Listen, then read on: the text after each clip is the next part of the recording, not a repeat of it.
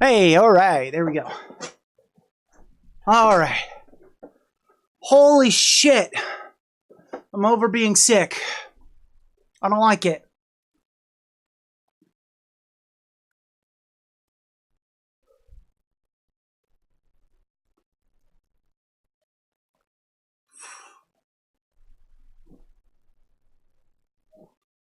I am so over being sick. Next year, I'm going to pester everyone to get their flu shot. You better get it. You better fucking get it. Ah.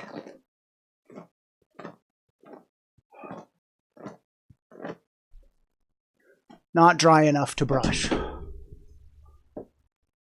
Nick! I'm more sick today than I was yesterday. Why, Nick? Why?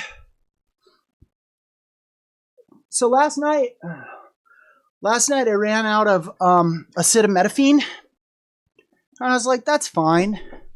This illness is almost over, right? Oh my God. I think I died last night. I think I legally died. I just fucking could not sleep. I was just sweat and being cold and sweating and being cold. So I was like, well, fuck this shit. And there was nothing I could do. Awful!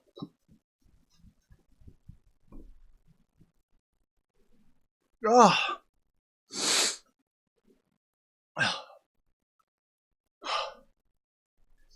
My nose isn't all stuffy today, right? I'm not all stuffed up again. But I just feel so weak and fucking out of it and not good.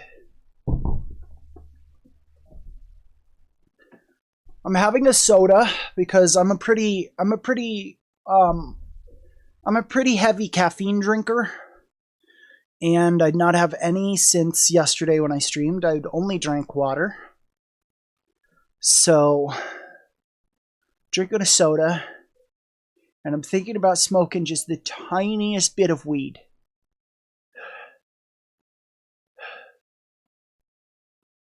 No matter what I do, I'm out of breath. I'm just like, oh my God, I used all my energy doing this.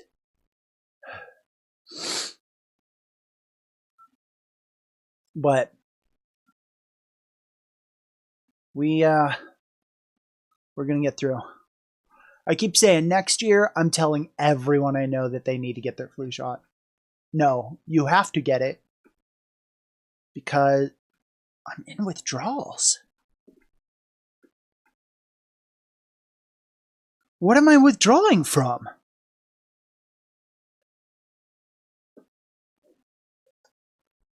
You know, and that's what immediately came to my mind too, because this is how I felt last time I quit Lyrica, pregabalin.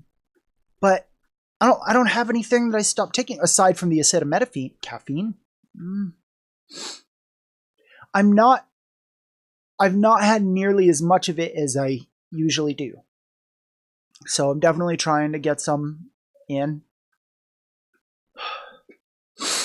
I just feel weak and tired, and I was supposed to hang out with this girl. How am I supposed to hang out with a girl if I got shit coming out of my face? Am I supposed to kiss her with snot nose? Come on now.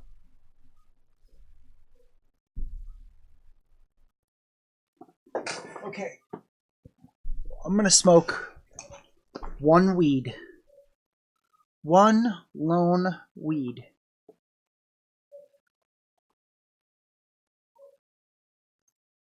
Oh, did I leave my weed? I did. I've got this though. Whew.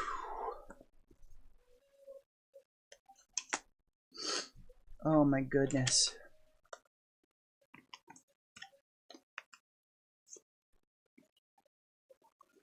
I don't want to be sick no more. I don't want to be sick no more. Especially when I'm staying at someone else's house and I'm all alone and bored.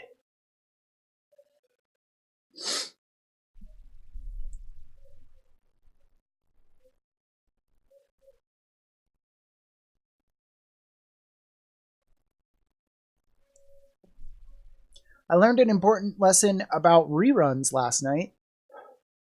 And that's that if you're playing music during your stream, your rerun will mute that entire section of the stream. Kind of a bummer, huh?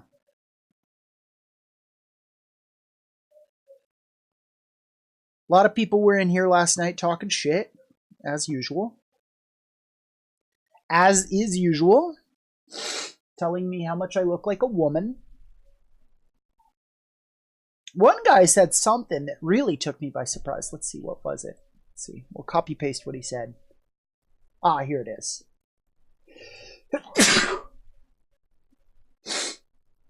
Watching you is so weird.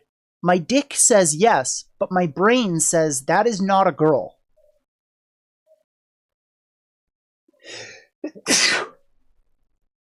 This is in response to the person who left that during the rerun last night. If you're looking at an effeminate guy and your dick is saying yes, but your brain is saying no, you might just be in the closet, my friend. Nothing wrong with that. Just asking you to take an interior look at yourself. Just asking you to look at what makes your dingus jump. Because if it's effeminate dudes, you might be bisexual. Okay, let's see. Let's see what else we got. Flick your nipples, please. We got some good ones, actually, from someone. Oh, we got top 15 hottest Twitch thoughts.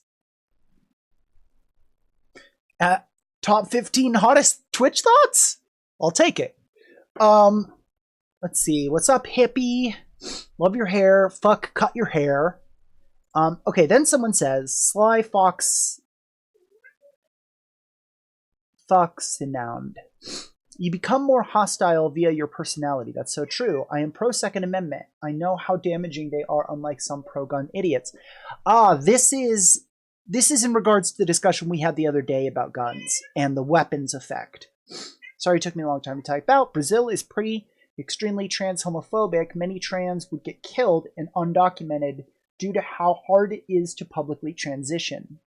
Our government banned weapons and guns, I feel like it would get more dangerous. Not sure if my message ever sent, but Brazil is beautiful, but also very trans homophobic.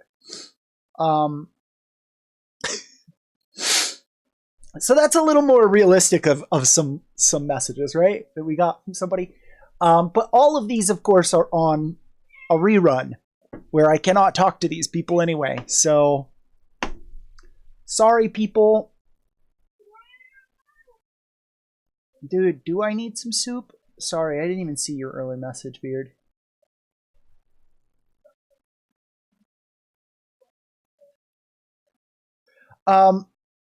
Yeah, people are bizarre. I had a whole group of people come in here one night, and they were like, we'll donate if you, like, twerk for sub, or, like, we'll donate if you show your nipple, and, like, shit like that. And I think I was wearing, like, a sleeveless shirt, and I was like, you want to see my nipple? Here you go. And then they flipped out and they're like, I'm 15. I'm going to report you because you're a pedophile. And I'm like, oh, well, go ahead and file that report. See how it ends up.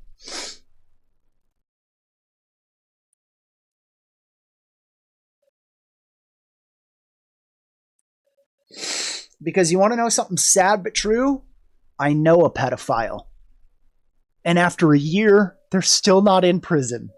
Because it takes a lot of investigation into what they've done to prove that you're a pedophile.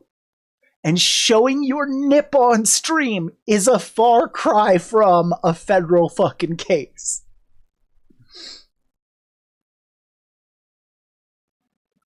All right, boys. This is going to kill me.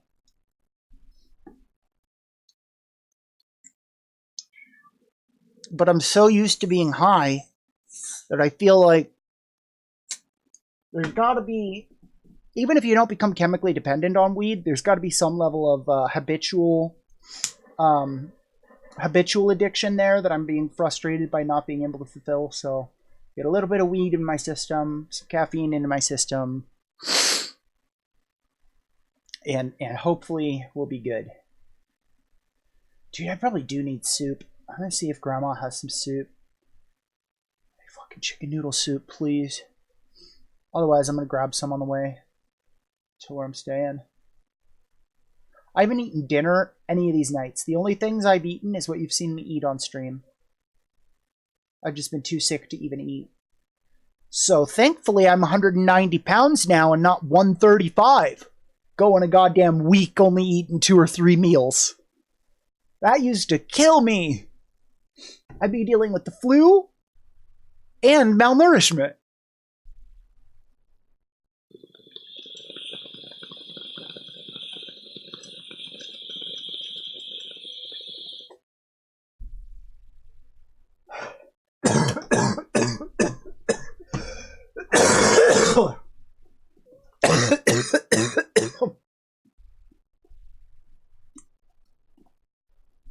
I don't disagree, Nick. And I know that I know that is true. I'm trying. That's why I'm like, I'm gonna go get some soup tonight. I could eat some soup. Some real soft noodles and some chicken broth. I can do that. These like lasagna? Fuck, dude, that's way too many textures and flavors and shit for where I'm at right now. I cannot handle that kind of food at the moment. So, fuck.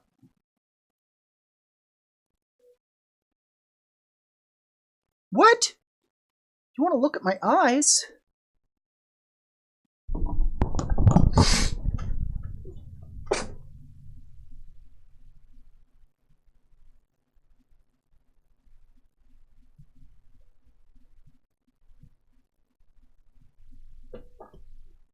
There you go. Checking my pupils?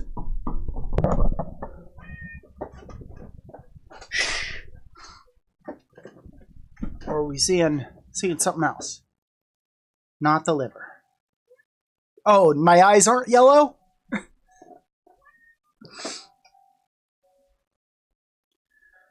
When you add the eating issues that I already have to being sick, it makes it very, very, very hard for me to eat anything. So I'll do my best tonight to stock up on calories. I did get a couple food bars at the beginning of the week, and I've been having little bites of those whenever I can. But again, you know, like, it's hard for me to not feel totally fine in this regard, because being down at 120 to 130 pounds and pulling this same maneuver and living through it, I then go, well, then I must be doing better now than I was then. And so I'm just like, I'll be fine. I don't need to eat. What's food for? But I know I got to keep the habit of up. The only way to stay at this weight is to continue to eat. Oh, interesting. I'm still eating every day. Something, a few bites, anything. I'm just not having more than one meal. Sometimes not even more than like a half of a meal. Glucagon. That sounds pretty. Sounds like something bad. I don't fucking know.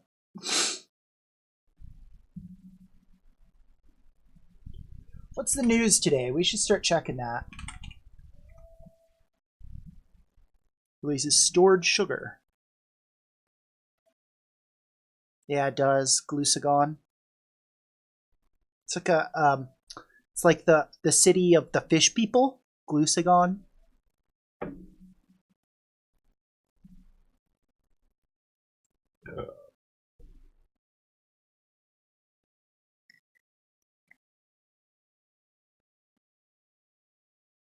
So is it like a fake glucose to be used as glucose, but has some other bad effect when you do it? I'm remembering the effect of like when your body starts burning, um, when you run out of oxygen while running, so your body starts converting other things into energy, and that's not good. But okay, overwork the liver if it continuously releases it. Okay. Kim Jong-un chose not to conduct weapons tests on the holiday, but officials are still watching closely.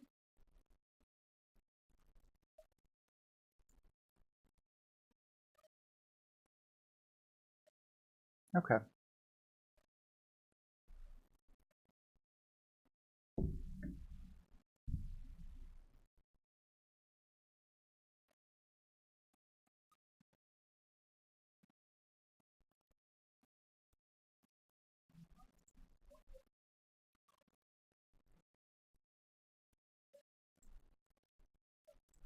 I don't even know what in the fuck this is supposed to mean. Okay. This is a quote from our wonderful, beautiful president. We'll get there. Hold on. American military officials say they're expecting a long-range ballistics missile test from North Korea for Christmas. President Donald Trump is eyeing something more decorative.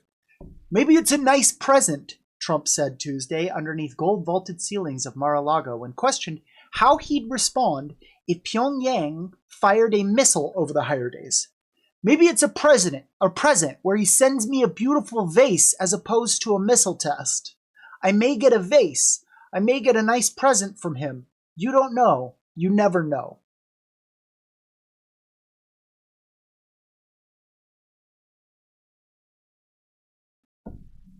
I want to leave this fucking country so bad.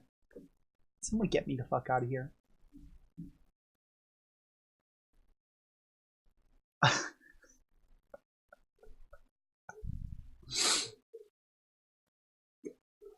Hey, you never know.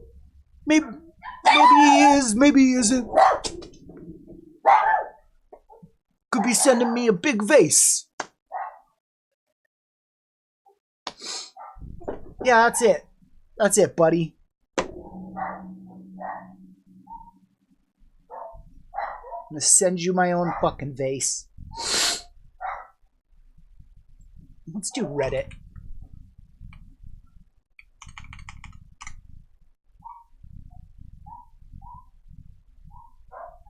It's like, how many miniature steps do they need to take along this route before we stop fucking around with them? And you know I am an anti-violence, anti-war person. But when a bully tells you, bullies are usually weak people, right? Bullies are not generally the strongest people in the world. And when a bully keeps telling you that they're trying to get a weapon, there literally needs to be some point at which you stop them before they get the weapon. Otherwise, I feel like you're to blame.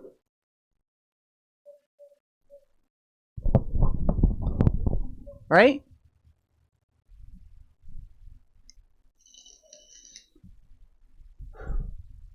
You know what's funny is all my bullies were out of shape fucking losers too.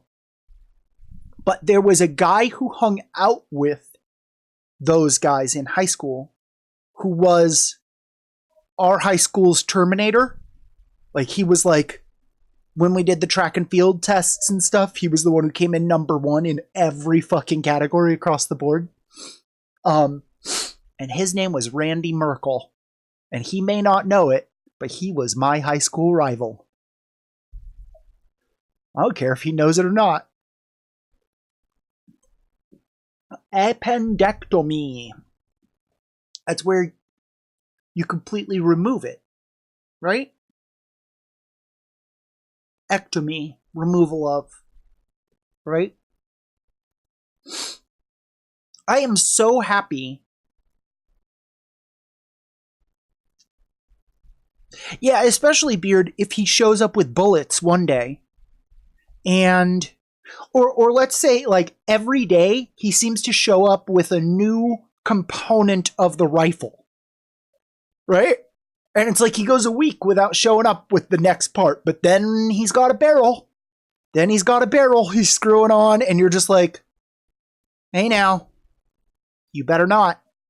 And he's like, I'm doing it.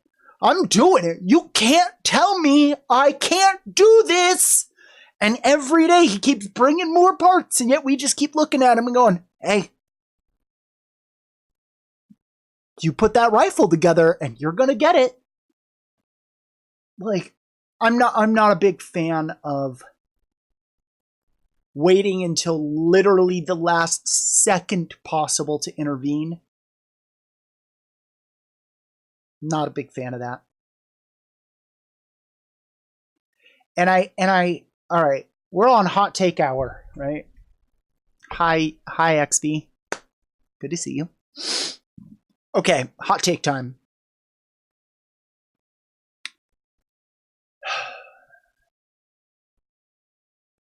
If we went in and assassinated all of the leadership of North Korea, this is the title of the hypothetical we're now going on. The problem with that, of course, is a lot of these people don't support the party. They're just brainwashed by the party. In theory. The Nuremberg trials kind of proved that most people involved in these kind of things are totally sane. It is the reasonable thing to do if you're over there to be pro the party. If you're a smart person, you're going to do that and you're going to try and weasel up towards power. So those are the people who are in power over there. It's not just like, oh, I'm just a victim. I was just born to North Korea and I hate what we do to our people, but what am I going to do aside from be Kim Un-'s right-hand man? To be his military advisors, to be his foreign ambassadors, to be his... What? You're telling me these people don't support him? Okay, next level. Citizens, right? We don't want to just drop a bomb on the whole country because there's lots and lots of people that live there who constantly are literally like trying to escape and go to South Korea and shit, or rescue their families once they get to South Korea from North Korea. And for these people, we do know it is possible to reverse the brainwashing that the party does. Actually, brainwashing is most likely to occur when you're at the bottom level of the pyramid. It happens to the people with like, we're in hot take time, with the lowest IQ scores. Dude, we're there, sunshine. We're there. This is the worst realist thing we're talking about, okay? But we're going to come around. We're going to come all around. Is this really you? You know, if you... I don't know how to tell if it's a rerun or not. So, okay. So what's wrong with, North Korea government ectomy? With Operation Kill Every Single Leader of North Korea?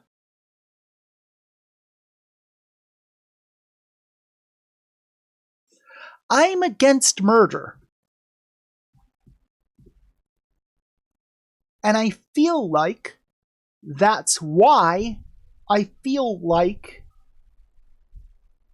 we maybe need to murder these guys.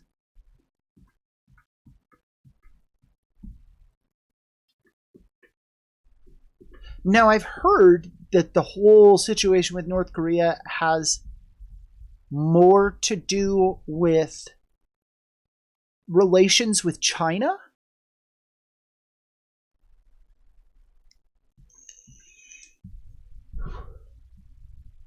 it is just frankly interesting to me that we can't. Yeah, and that's what's made our little group so fucking cool here, Beard, right? Is that we know that, and we're not trying to be infinitely tolerant like a lot of stupid leftos do, right? Like retarded, dumb. I'm sorry, I shouldn't say retarded in that way, but like idiot leftos that are like, oh no, man, we have to let everybody speak, let everyone's opinion be battled in the marketplace of ideas. I've never heard a more fucking capitalist bullshit sentiment than marketplace of ideas. Go fuck yourself with that shit. And you're forgetting that ideas are not just like, it's not like there's an idea that's better than all other ideas. It's Pokemon. Some ideas trump other ideas. And fascism trumps liberalism. You cannot tolerate intolerance. You cannot fucking do it. So, I'm curious. I'm not saying it's a good idea to go in and kill all of their leadership, okay? But I am curious as to what the primary negatives are, because I'm not sure about what they are. Like, easy, even logistically, couldn't we just like drone them? Couldn't we just get them with drones? I don't know. The power vacuum could be a real issue. Give all of Korea to South Korea. I mean, yeah, it would be hell to all of a sudden add all these schools and hospitals and all this shit, right? But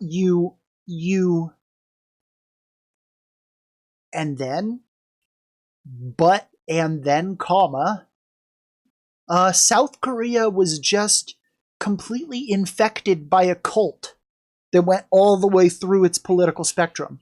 The moon goddess or whatever, South Korea cult.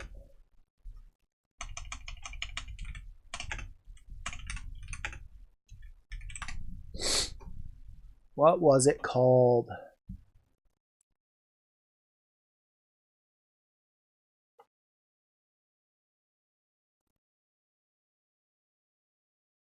Moonies.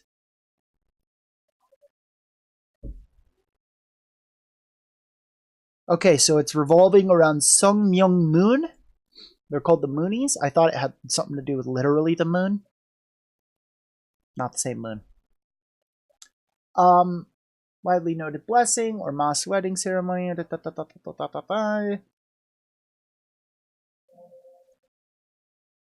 He was born in what is now North Korea. I know, we are.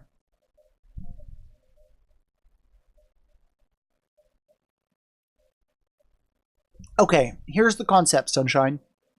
Right? Here's the hypothesis. We go to South Korea. We slowly start sneaking in weapons. Okay? Then when we've got enough, we just show up at the front gate to North Korea and blow it up. Just blow it up. Everyone working there is part of the military. They are not citizens. We don't need to worry about those casualties. You could accidentally catch people who are sneaking over at the moment or, whatever. But COUP. Yeah. Cool. We've blown up the wall. We start using megaphones. Attention all North Korean citizens. If you wish to be free, run south. Okay? Because you know who will not leave? The politicians. The citizens will leave immediately as soon as you blow up the fucking wall. They're out. They don't want to be there. The only ones that would stay are ones who are too afraid.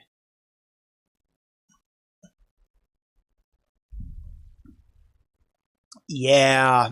Yeah, there is that. And if we brought battle cruisers with point defense lasers or whatever in and shit.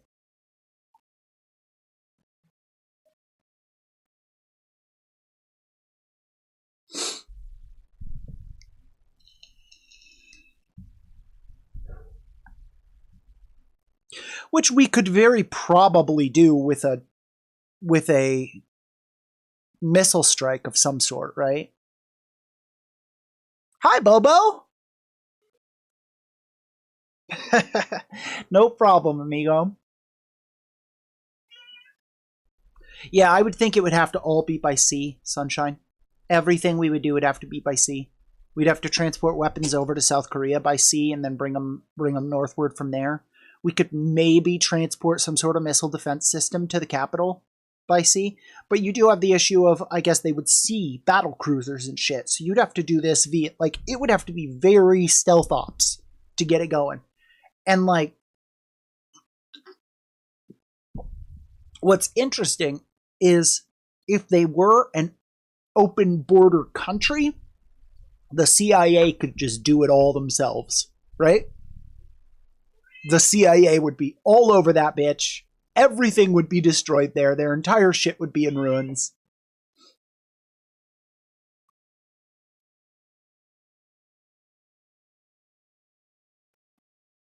North Korea doesn't have shit for nukes.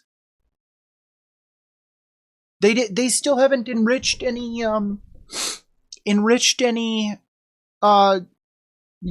for nukes, I didn't think. And nobody has sold them a nuke, and they don't have the ballistics enough to get a nuke far enough away from themselves. That was the whole thing. This is what started this, was they were supposed to test some bullshit over Christmas and they didn't.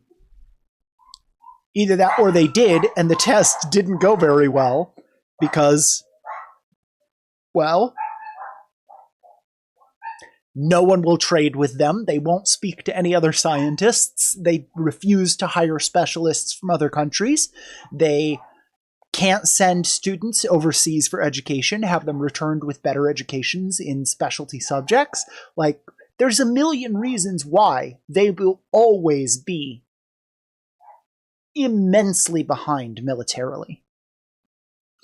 It is an interesting dilemma that we've run into in the new millennium, where war,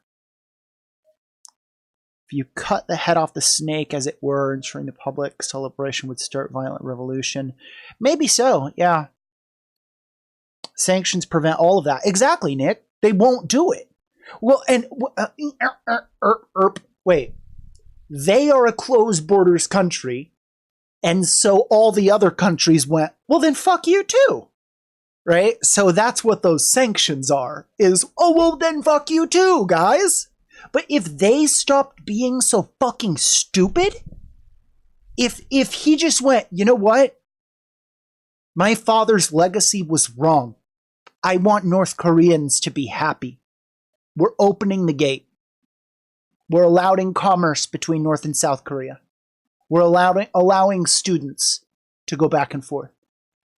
So many fucking sanctions would drop instantly. What did Rocket? They did, and they had a rocket attempt. I'm not sure what you're trying to say, Bobo.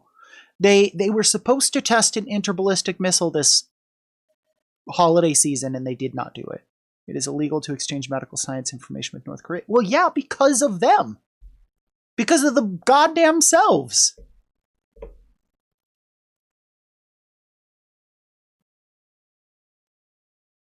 Like, it's not like the whole world went, Korea, we just don't like you. Fuck you. You know what I mean? Like, they've done this to themselves. And that is the reason why now that, yeah, all of those sanctions exist. And, like, they aren't ever going to be where they need to be medically or scientifically or militarily or just in terms of culture and happiness and nothing. You know, they don't even have a culture. Like, the military has ruined that country. They don't all meet up at parties and get to know one another and have regular lives. Like, they're just fucked. Yeah. Yeah. If your military still goose steps, you should probably review your shit. Cause like military parades and all that shit, um, maybe not the best. Maybe not the best look. This has been my favorite phrase all month. Bad look. It's a bad look. Wow, I am feeling a lot better right now. In this last 10-minute window until now, I've felt a lot better than I did. He's completely infallible, surrounded by yes men. Yeah. And guess who else is, Sunshine? Our wonderful president as well. He's fired everyone who isn't a yes man. He just fires them. He just kicks them out of the cabinet. So, like, detraction is the best medicine. Engaging in revolutionary thinking is the best medicine. Really? I didn't think that they ever even got to that step, Bobo. I'll have to look into that again. Because if they do actually... And that's not to say that some country couldn't have sold them a nuke anyway. Right? Yeah, there's a million sanctions, but if I'm President Putin, do I give a shit about sanctions? Sell them a nuke. They're not aiming it towards us. They want to keep it aimed towards the United States. Thought had some nukes in the Middle East. Who in the Middle East? Man, okay. Here's what sucks now. In the last 40 years, it was important to keep track of who had the technology to enrich uranium. Now, that's irrelevant. Because the few countries that did sold so many fucking nukes to the rest of the world that now there's a third market. Like Russia sold nukes to the Middle East, and then the Middle East, and that's a vague thing, right? The Middle East. Let's say Afghanistan. If Russia had sold a nuke to Afghanistan, and I'm using that one for the memes, then they could sell that nuke to North Korea just for money. Hi there. They did not go well. Barely left their coastline. Yeah, that's the other thing I said, is I don't think they have the ballistics to get a nuke far enough away from themselves to not just be suicide. They could probably slap a nuke on top of like a something. One of their little intercontinental ones they have aimed. Yeah, they could drop it. Do they have planes? Do they have planes? I mean military planes. I don't mean... Oh, really? Okay. Yeah, they could drop a nuke out of one of those. Now, who are they going to drop it on? South Korea.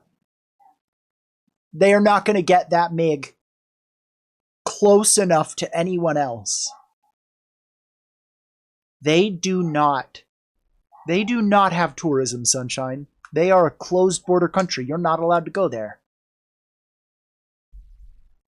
Only journalists are allowed in.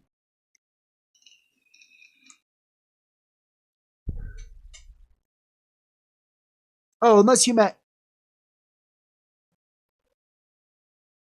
They can request a visa?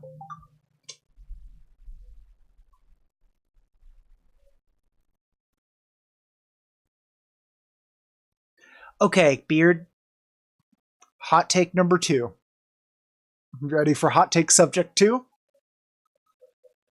I am pro Space Force. Fight me. I'm just gonna put a goofy front from now on if I ever have to fight.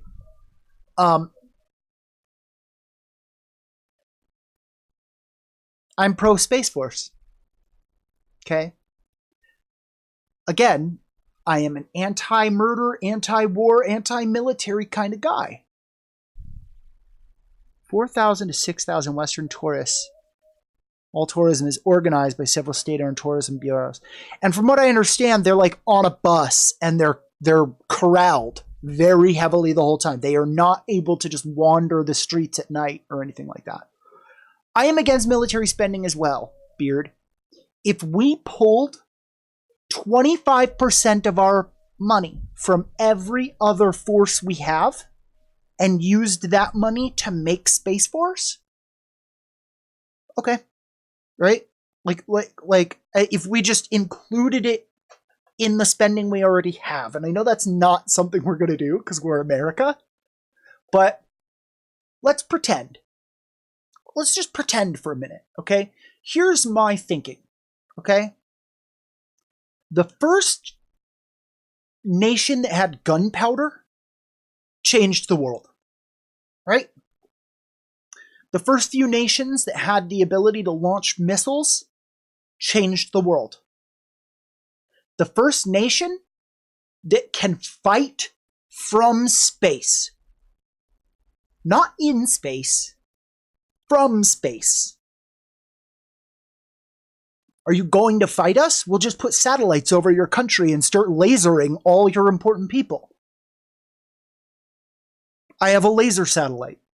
It can beam this size laser into your brain and it just kills you. Hey, we see Kim Jong down there. Whoop.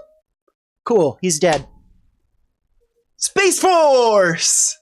Right? The first country that can do that, boom, world's changed. World is changed forever by their image. I'm not going to say in their image, but if you see like the huge changes that happened after gunpowder and the huge changes that happened after missiles and ballistics, the huge changes that happened after the fucking Air Force became like a real thing. Like, dude, Project Thor, yeah. Destroyed the air con. Oh, yeah. Oh, yeah, absolutely, Sunshine.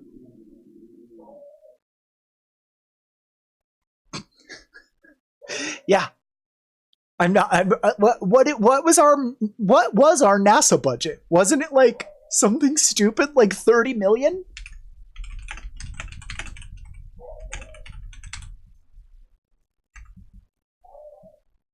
Our NASA budget has been a joke. Oh, okay, we do have them in the billions.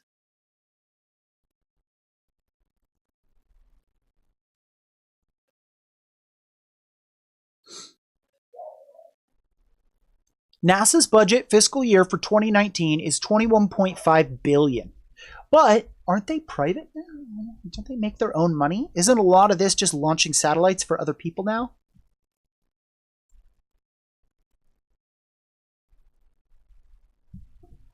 In 69, it was $4 billion. Okay, so I was way off in my thoughts of how much we spend on NASA, but that is right now we have them at 21 billion out of our 4.4 trillion spending. So, you know, we 0.49% of our spending. Cool. So I just think of it this way. I think of it like, imagine if Russia started Space Force and gets it running in 10 years. And they have fucking cruisers orbiting Earth ready to drop payloads of missiles and lasers. Spooky. What if China does it? Spooky. If anyone does it, it's spooky. I don't like what America is. I would just rather be on their team if they're gonna destroy the whole world. Because I'd rather get to build an apartment out of some rubble than, you know, die. Yeah, 21 bill. I just looked up the same numbers there as Alti, which is, yeah, 0.5% of our spending, of our 4.4 trillion spending. This is actually a pretty cool little chart here we can pull up.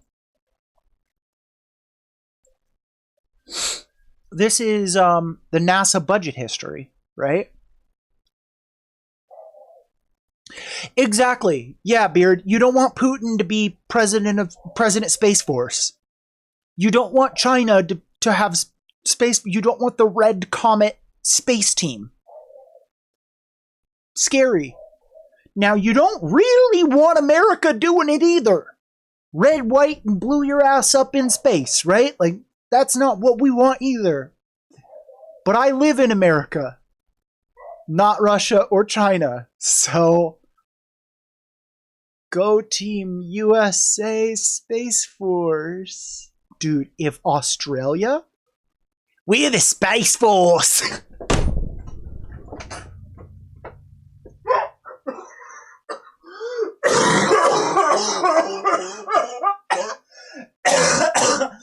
Space Force! We're Space Force, alright, mate? Don't fuck with Space Force! Oh, fuck. We'll drop bears on you. And you call the nukes they drop from space, you call them drop bears?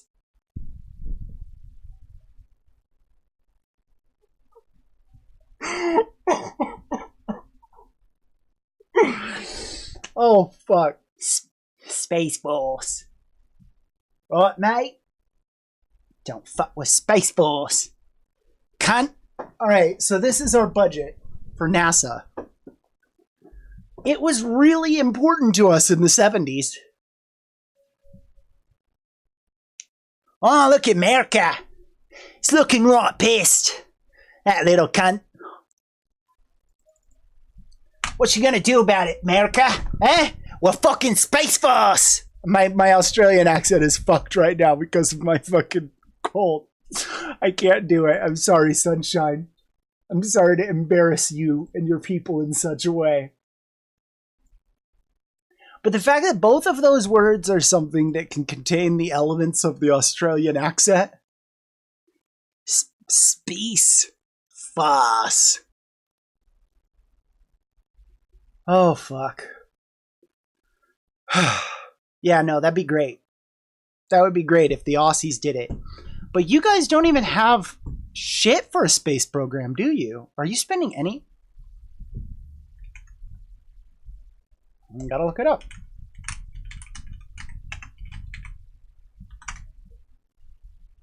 Alright, Canadian Space Force. Look, it'd be very polite, right?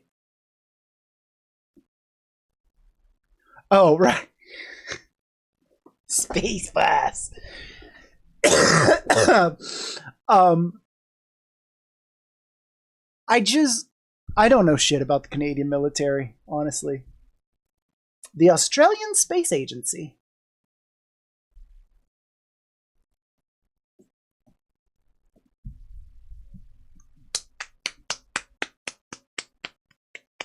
Annual budget. Annual budget for Australian Space Agency. You guys want to guess? After all the shit I just talked about NASA.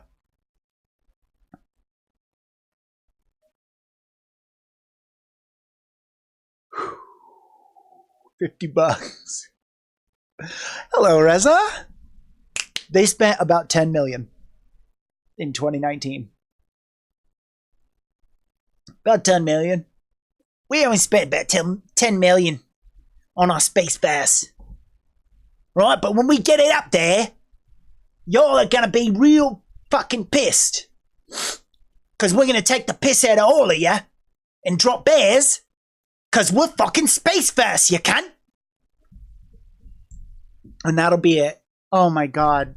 I want that so bad. I want Australia to be who takes over space.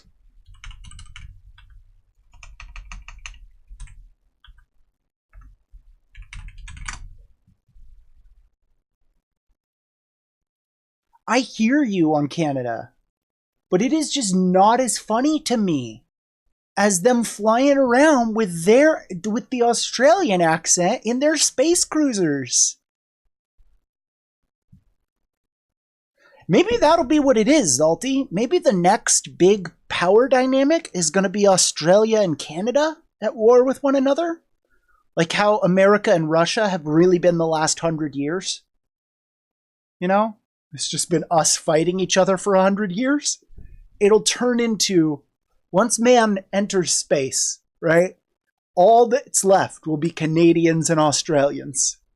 And the Canadians will head from the northern hemisphere of Earth upward, and the Australians will head southward into space, and slowly the two will populate multiple planets, and then one day they'll re-meet, and it'll be this polite, wonderfully organized civilization. And then all these crazy space fuckers, right? Because the Australians are never gonna keep being Australians once they leave. Because Australians want nothing more than to be away from each other. It seems like Australians love Australia but hate Australians, right? So I feel like every Australian is just going to go their own way in a spaceship. So there's going to be the Great Canadian Alliance and the United Individuals of former Australia. The United Individuals of former Australia and the Great Canadian Space Alliance will be the two groups left.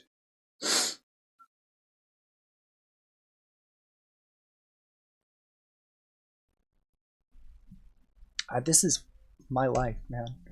Okay, they spent 34 billion AUD on their military, deploying 2,400 people. Hey, you only have to be 17 years old to serve in the military in Australia? They have about 60,000 active personnel and another 30,000 reserve.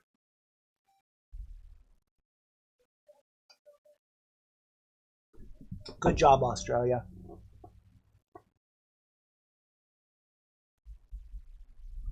I just don't get...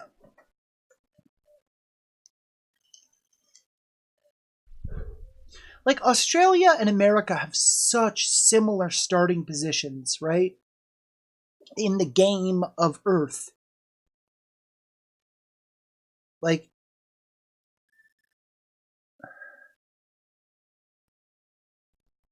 are we happier for all the shit we've done to the world as Americans? No.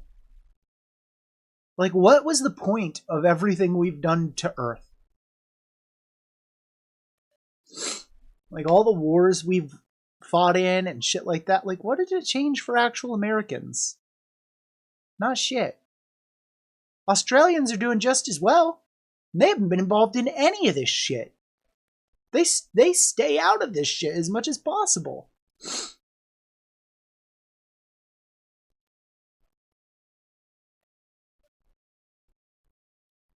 Yeah, that's what it says for the military thing, too, that you can 16 and a half for selection, 17 to actually serve, and then 18 to deploy. What about cigarettes? How old do you got to be for cigarettes?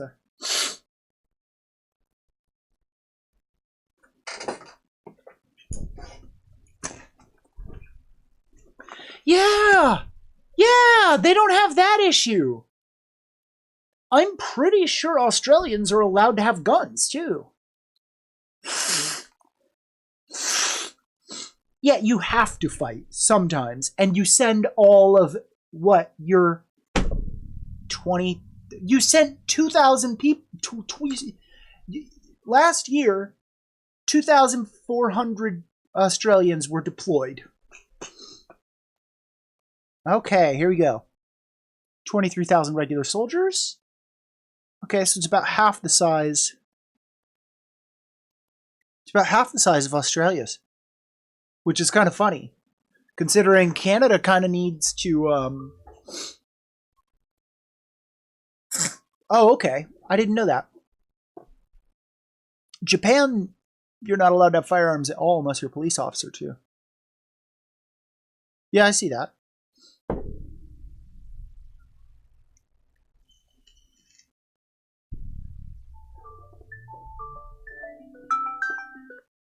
Hey.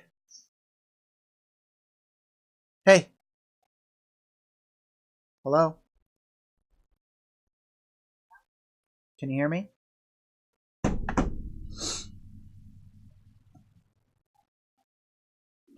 I heard that when we were forming the CIA,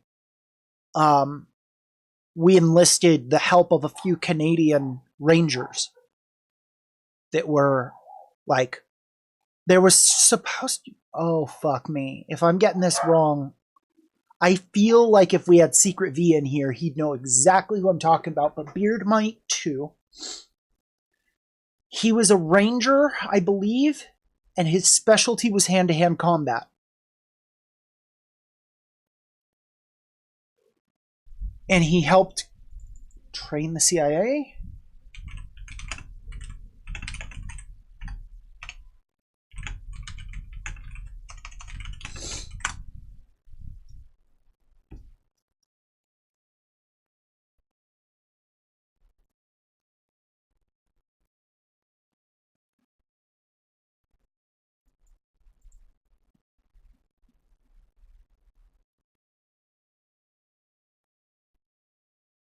I thought they were Canadian, Beard. I thought they were not from here, or maybe that they were English.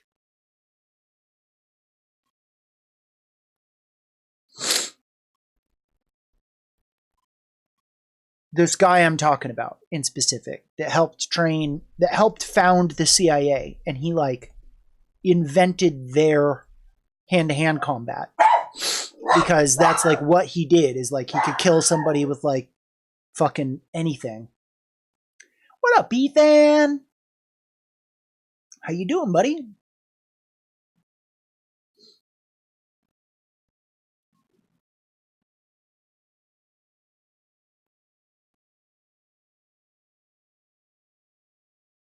Did they make you do much for hand-to-hand combat?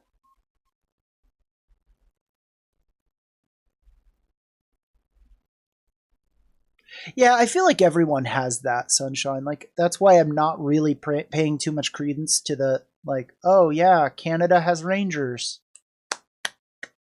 Everyone has special forces. Everyone has the elite of the elite, and probably like 5,000 of them. Like, when I looked up the US statistics, it was like that for every single branch of our military. Like, when you get into the,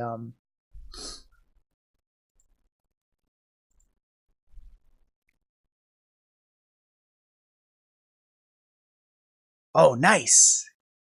The one that slipped you the number. Interesting. Okay.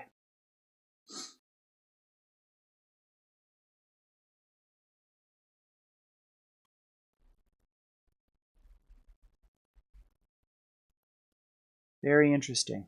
So they just want you to basically be able to get out of a scuffle, but they're not trying to teach you how to like kick somebody's gun out of his hand and fucking break his collarbone and shit. But you were, I mean, obviously you weren't in like some sort of special forces group. But I wonder at what level it is that they actually start training you in like Krav Maga and like that kind of shit, right?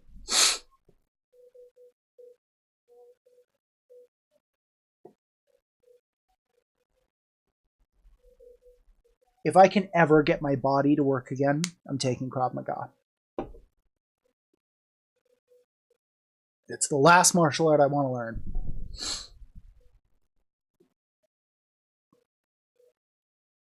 That'd be nice.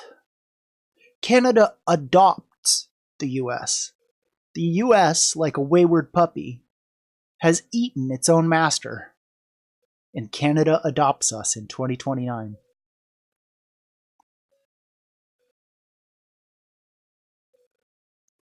Congrats, Ethan.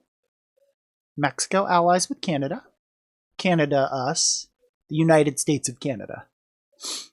Mexico allies. Now we're just North America.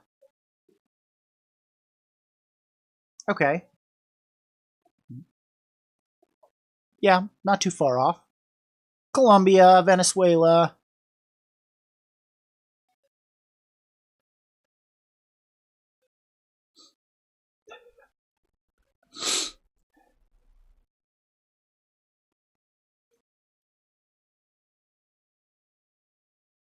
I feel like I'm just being described to a game of Risk right now.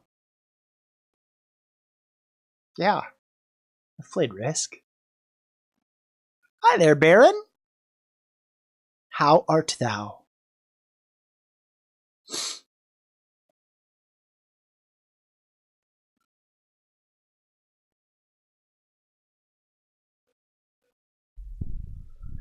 Oh my goodness.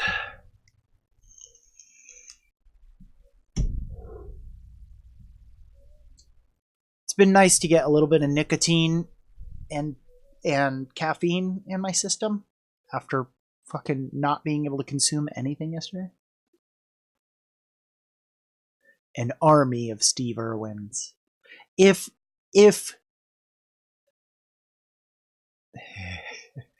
this is my shower curtain, um, I'm a big fan of it. I have a pair of tights I wear sometimes. I get okay.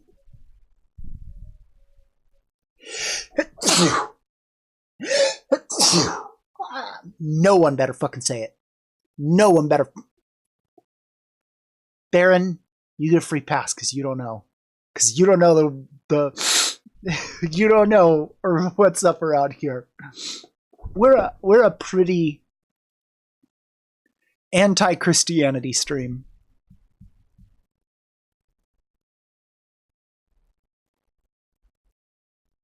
Why are you blessing me? Why are you all blessing me? Blessed be to Luna. Yes. I am that's fine. I am actively trying to get the word God out of my vocabulary now. This happened over the last couple weeks. I realized how ridiculous it is that I still fall back on habitual statements like, oh God, or God damn it, or things like that. I don't bless people when they sneeze. I'll say, you okay? Or excuse you or something like that, but I don't bless people. But I'd like to start getting the other words out of my vernacular because they just have no purpose being there. And I don't feel like becoming one of those people who's like, oh gods. Cause Gesundheit, yeah. Isn't that just like German for bless you though? I think it's just like the same thing. I don't even want to use something if it has the same symbolic meaning.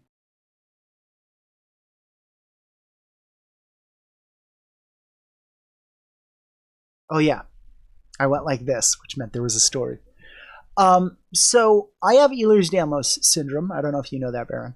And it causes a lot of nerve pain all over the place. So a lot of times I wear compression clothing. I have compression sleeves. I have compression gloves. I have compression pants.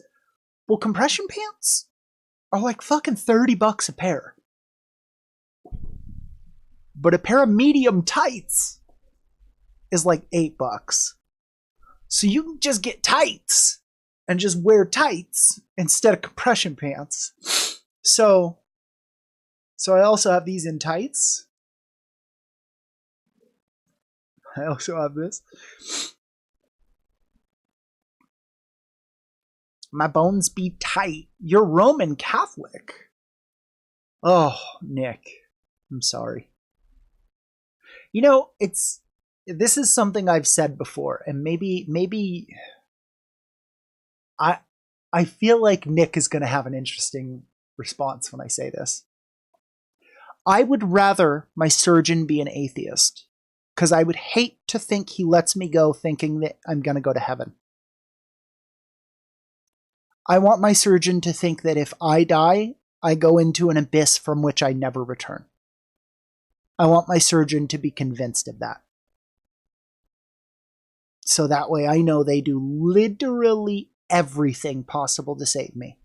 And they never put anything in God's hands. So that's how I feel about religious doctors. which is, now you are Catholic, and that's interesting. But yeah, it's just something I've said for a long time. Ethan, I was an atheist for a very long time, and then I started picking up more magical practices in the last few years.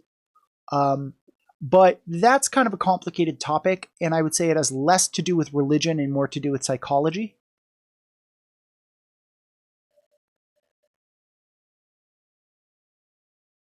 My relationship with my mom. It's back and forth. What is it today? Or what was it last month? Or what was it last year? Or the year before that? It changes, you know? So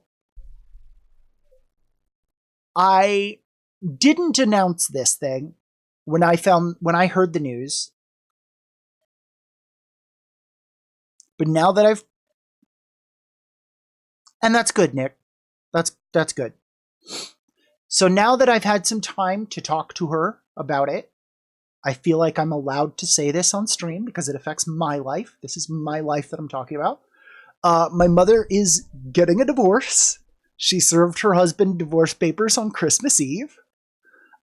She and I stopped talking last year because of this dude.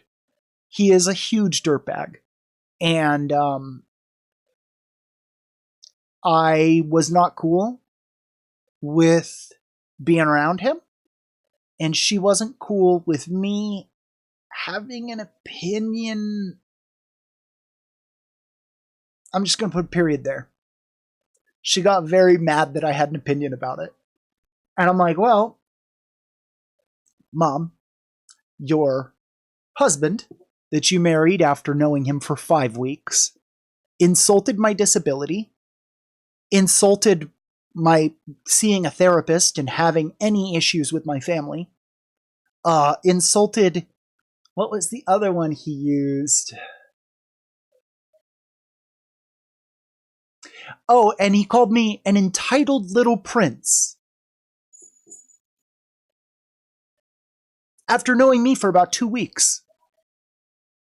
So forgive me if I dislike this fellow who got wasted and took a bunch of fucking Valium, and when I'm giving him a ride to a bus station, just decides to... Okay, let's tell this story. So, Mom goes to Mexico for her birthday. She's been dating this guy for a few weeks. Cool, whatever. She tells me, hey, can you give him a ride to the bus station? That way he can take the bus down to Mexico and be with me for my birthday. He had to stay when we were all going down. He had a job thing, but now he's free and he wants to come down. Can you take him to the bus station? Sure, no problem. Hop in, buddy. So we're getting ready, and he's like, oh yeah, glug, glug, glug, Jägermeister. Pop, pop, pop. I watch him take 3 10-milligram Valiums. And I'm like, ooh, you're going to be fucked up, buddy. And he's like, yeah, that's the plan. I hate being on buses, so I'd rather just pass out. I'm like, you do you. He's an ex-heroin addict, mind you. He takes Suboxone. So rather than being addicted to heroin, now he just drinks and does other drugs. So really, I have no opinion on this. I don't give a shit. I've got a million friends that are in the exact same position. Get in the car. I'm taking you to the bus station. So the full package, yeah. So we drive past a very beautiful mosque. And he's commenting on it. And I say, yeah, in fact, what's so amazing about this mosque is they started building it in like 2007 when we were deep into some anti-Muslim shit is when they started building this mosque, which is just great. I think it's amazing we were able to push through all that. And he goes, yeah, it really sucks that there's so many evil people out there that want to hate other people. I go, well, I don't really believe in evil people. I believe in evil mindsets of which normal people become convinced of, which lead them to do and say things we would see as evil. He says, you don't think that there are evil people? No. There are people out there right now who want nothing more than to hurt little girls. And you don't think they're evil? No, I think they're mentally ill. I think they need help before they hurt somebody.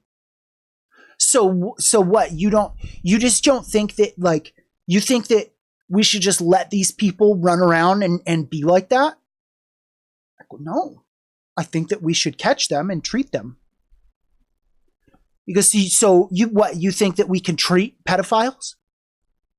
Cool. Well, I certainly hope we try before we put them down. I would hate to just kill people or put them in jail for the rest of their life if they could have been redeemed, if they can live a normal life. I don't care about punishment. I care about people being happy. Oh, I see. This is when it clicks, right? Oh, I see.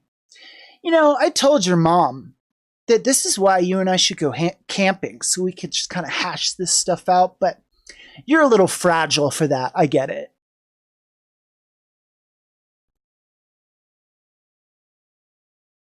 Fragile for what? To go camping? I used to be a Boy Scout, dude. I can make a fire with sticks and string. What fucking use would you be while camping? You gonna bring your pills? No, I get it. I get it. You're too weak to do something like that anyway. You mean I'm too ill? You mean I'm too sick, right? Because you best not fucking mean too weak. Because watch how I take 10 seconds of not being weak to beat your ass and then take the next 2 weeks to just be sick and deal with it. I didn't say that, but that's where I'm feeling inside right about there. And I'm just like, what? What? You know, I get why you don't like me, because you and your mom had a relationship, and you were all wrapped in your little cocoon, and you were all safe where you could have anything you want, and now someone comes along and things change, so you don't like me. You think I don't like you because you're dating my mom? You do realize that I played in one of her ex-boyfriend's bands for like 2 years. Like, another one was a like DJ, and he and I used to go out without my mom and drink and like make fun of DJs. I don't give a shit if you're dating my mom. You're a loser. I don't like that. I don't like that you think people are evil. I think that's really fucking stupid. So he just went on and on about how I was entitled and some things. It's kind of hard for me to really remember all the details. But eventually I go, look, dude, you need to knock your shit off. You know what? If you want to think this about me, fine. I don't give a shit. But right now you're in my car. So just shut your fucking mouth. I'll say whatever the fuck I want. Not while you're in my car, actually. While you're in my car, I have control. And while I have control, I'm not going to listen to somebody talk shit like this. What are you going to do about it? Get the fuck out. Get the fuck out of my car. You can walk your ass to the bus station. Well, I don't even know where the bus station is. Oh, you see that guy over there? Maybe you better catch him so you can ask directions.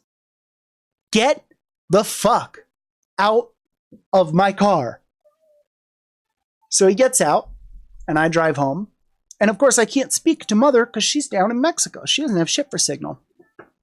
So she comes back, and I'm like, this is what happened. Well, you know, he explains it differently. Well, no shit. No shit. He's not going to go, hey, babe, I was in the car with your son, and like, all I was doing was tell him he was weak and like dependent and like didn't like me because he must have an Oedipus complex, and he totally kicked me out of the car, babe. What the heck? Like, what the fuck do you think he's gonna say? So barely he tells her I baited him into insulting me. I go, mother, have you ever seen me do that? Well, okay, I've done it. I have done it. But have you ever seen me do it? No. All right? So you have no grounds to think I would do such a thing.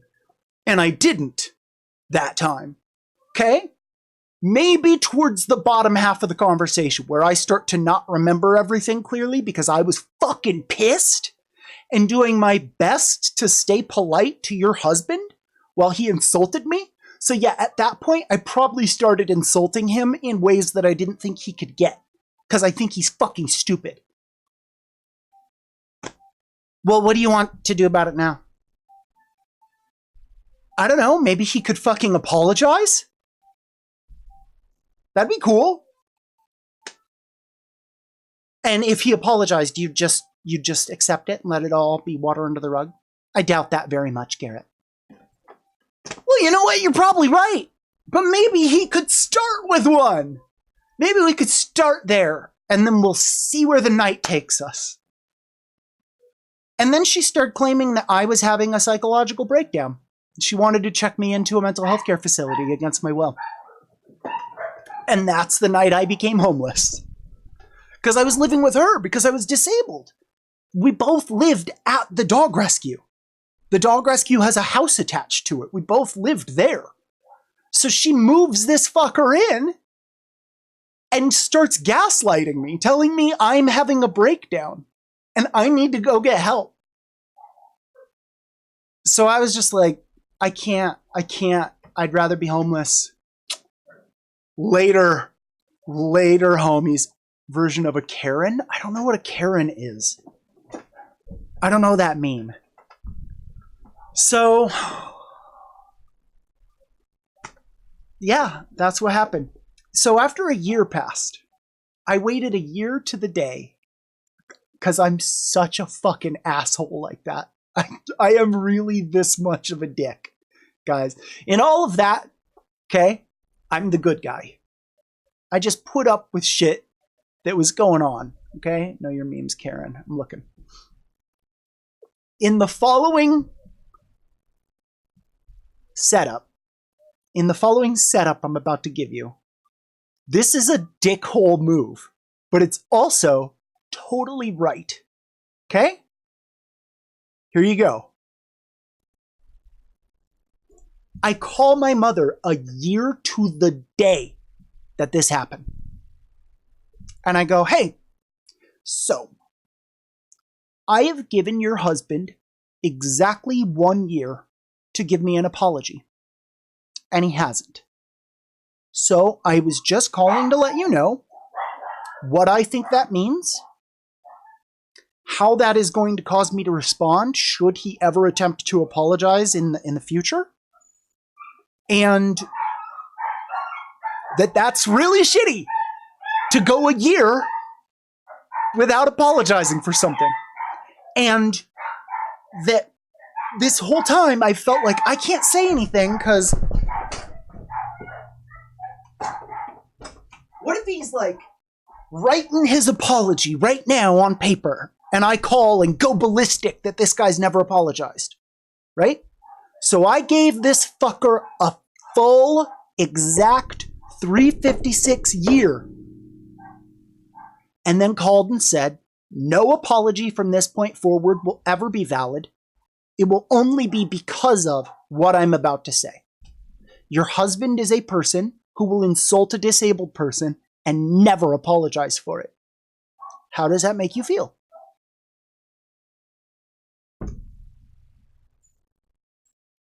And that was actually when she and I started repairing our relationship, because she finally agreed. She finally was like, you know what? It's really shitty. She goes, he's told me over and over, that he wants to apologize, but that he thinks it would seem contrived, or that he didn't want you to think that I made him write it. I go, okay, but he still didn't. And no, he was gonna matters at all anymore. There has to be a cutoff date for they were gonna do it, right? We have to draw a line somewhere. I think an exact year from the day is a pretty fucking good line to draw that at. So, welcome!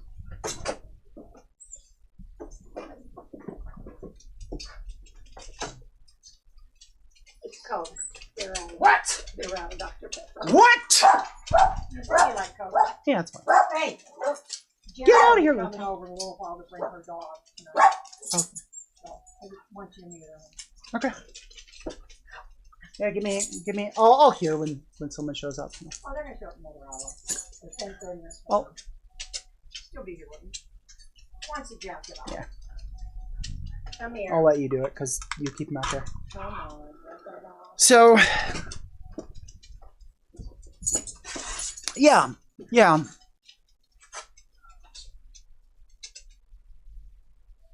And maybe that's the case, Sunshine. You know, maybe there was some realization of the finality that I created with that. Would you shut my door? Oh, I'll shut it. Don't worry. Go on.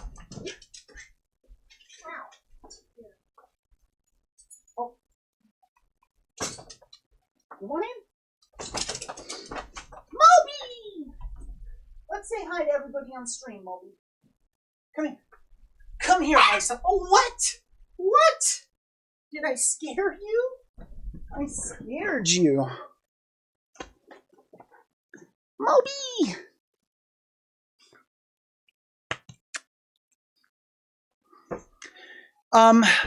So my goal was to create an element of finality.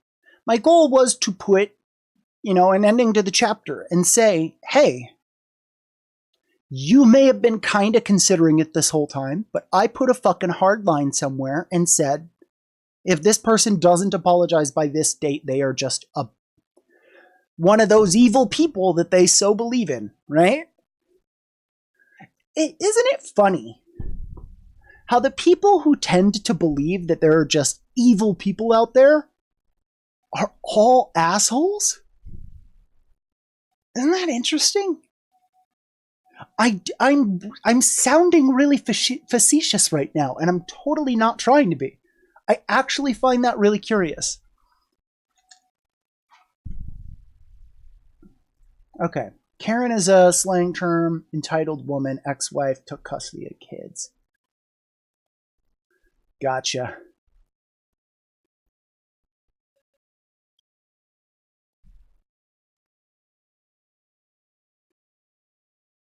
And maybe that's it, Sunshine.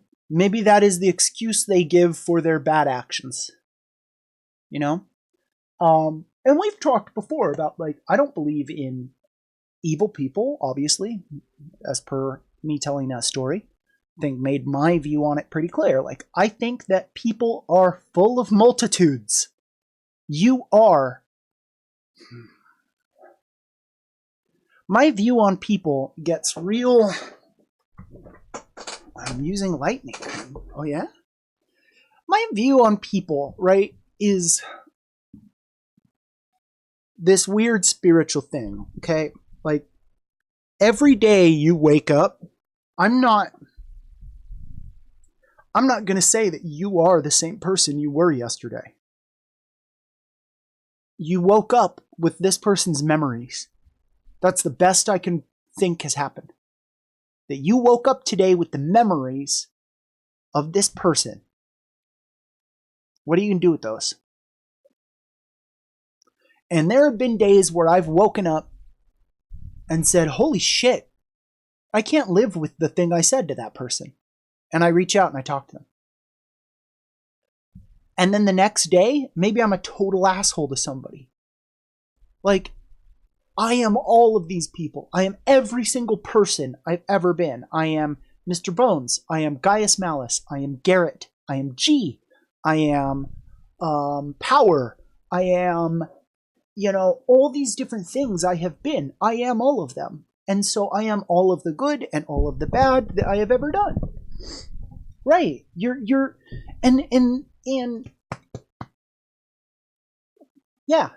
You're the sum of, and yeah, you can be pretty defined by an individual part or two, but for the most part, that's just not going to tell me who you are. If I only get to look at, the spokes in the chain of a bicycle, I don't know much about the bicycle. I know a lot, but I don't know what kind of bike this is. And so it seems like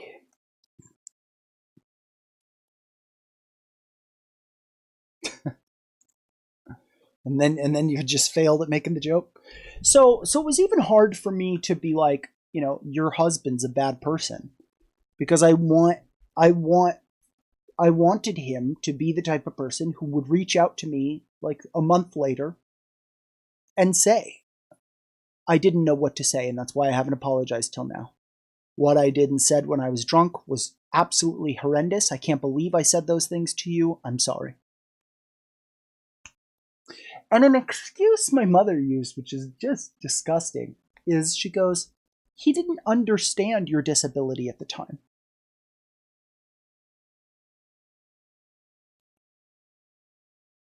Okay. So he just treats people with disabilities he doesn't understand like shit? Do they have to be your son, or is it anyone he meets with a disability he doesn't understand? Tell me more about him. Like,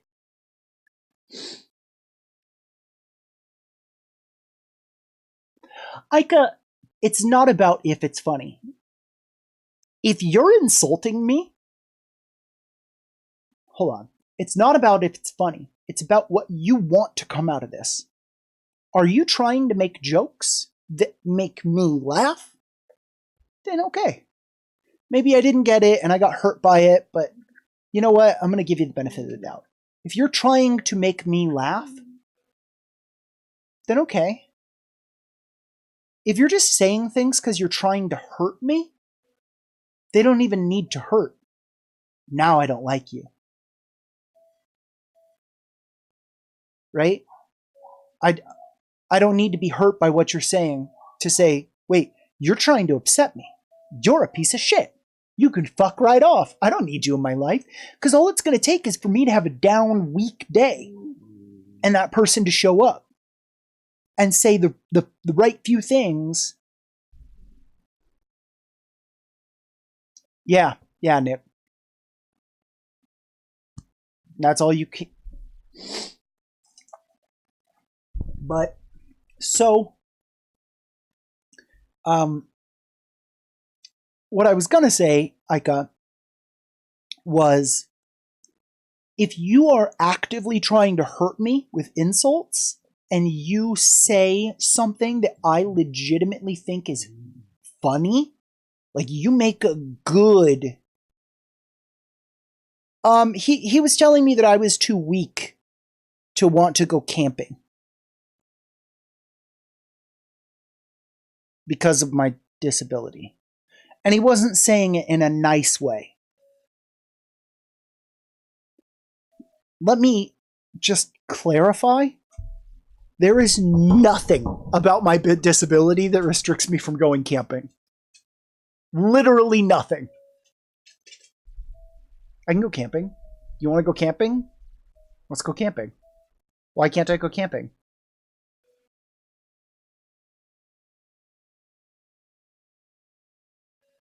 Yeah, like what? I sit on a rock and we light a fire. Oh, wow, difficult. Like what? What are you talking about? And again, I was a fucking I made it this close to Weeblo, dude. Do you know what I can do with a single matchstick? Motherfucker. So, you know, and yeah, if I was having a really down week and a lot of pain, I probably wouldn't want to go camping. Because I'd just be like, there's not enough to distract me while I'm out there to keep me from my pain. I'm just going to be out there in the silence with my body, and that's going to be too intense. So there are some days that I probably say no on that regard. Did that imply I'm weak? Did that imply that I can't help you carry firewood? Or swing an axe? Because I definitely can do that. I might dislocate a joint while doing it, but I can definitely fucking doing that. So yeah, that was the big, and then he just started ripping into me for a bunch of other random bullshit, and it was just like, dude, what are you trying to do? Like, are you trying to get rid of me? And that is what it seemed like. It seemed like a drug addict's. Drug addicts have magic powers, man. They really do.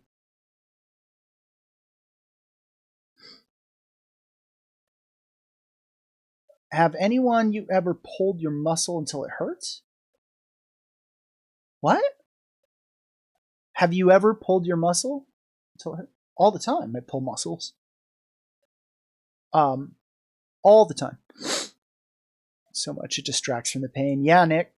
Honestly, streaming has been amazing for me in terms of getting through the pain.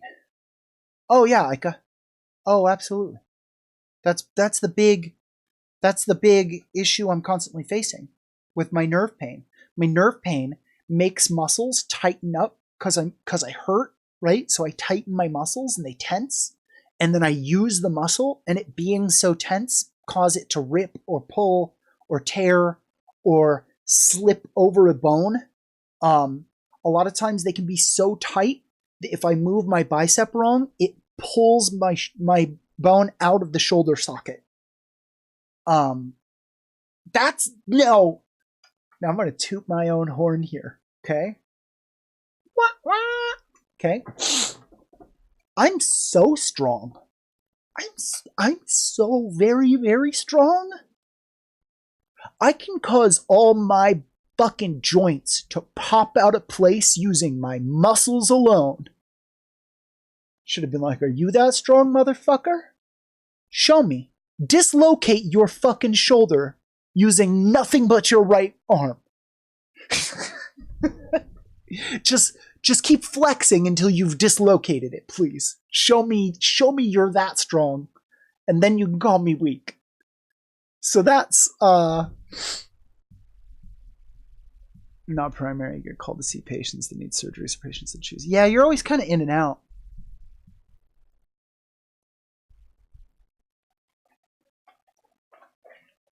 No, I don't want to do it, Nick.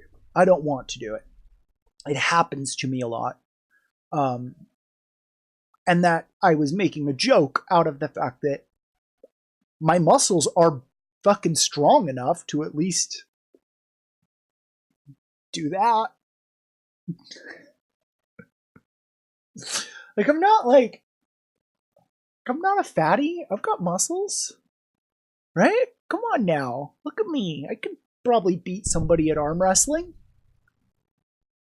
But yeah, so getting called weak by some fucking chode who's a drug addict and overweight and isn't anything was just like comical. Surgically lock my joint. Don't you do it. Don't you fucking do it. Ugh. Yeah, you shouldn't do that, Ethan. That's pretty bad for you. Nick, tell Ethan why it's bad for him to cut off circulation to his limbs. It's going to cause you neuropathic pain in the long run. So the lack of circulation is going to affect the nerves, and it's going to cause the very tips of the nerves to start dying slowly back from there. Which, when a nerve dies, it doesn't just go away. It just constantly sends bullshit bad signals to you. So then you're just going to have pain there all the time, forever. Even if you cut off circulation, your nerves will still keep sending you the I'm in pain signal. So please stop doing that. I do not want you to have neuropathic pain like I have. Cutting off circulation to a limb will cause neuropathy, I think. Nick will have to back me up. I love that we have someone who knows medical shit hanging around here now. I can't wait until we're a big enough community to have specialists on like a bunch of different shit. So no matter what question someone has, we have someone who like knows the details. This is the coolest part of watching this little community slowly grow. Fuck.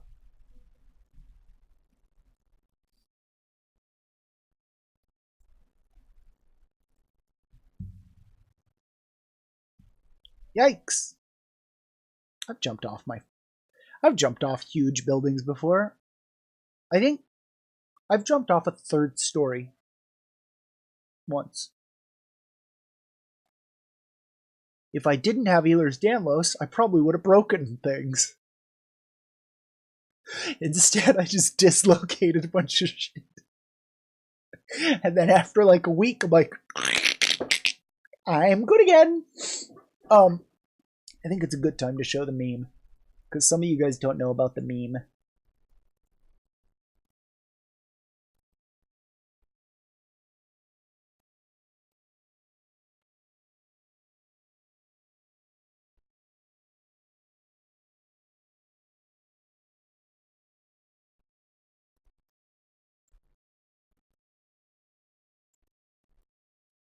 Crash dummy syndrome. Yep. Again, it was such an eye-opener to realize why I was good at grappling and wrestling. To be like, oh, because all those weird arm bars and shoulder locks and stuff like that that work on other people, my shit just dislocates and then I'm good. No, I'm not a self-harmer. But when my anxiety gets very, very high, I engage in over self-grooming.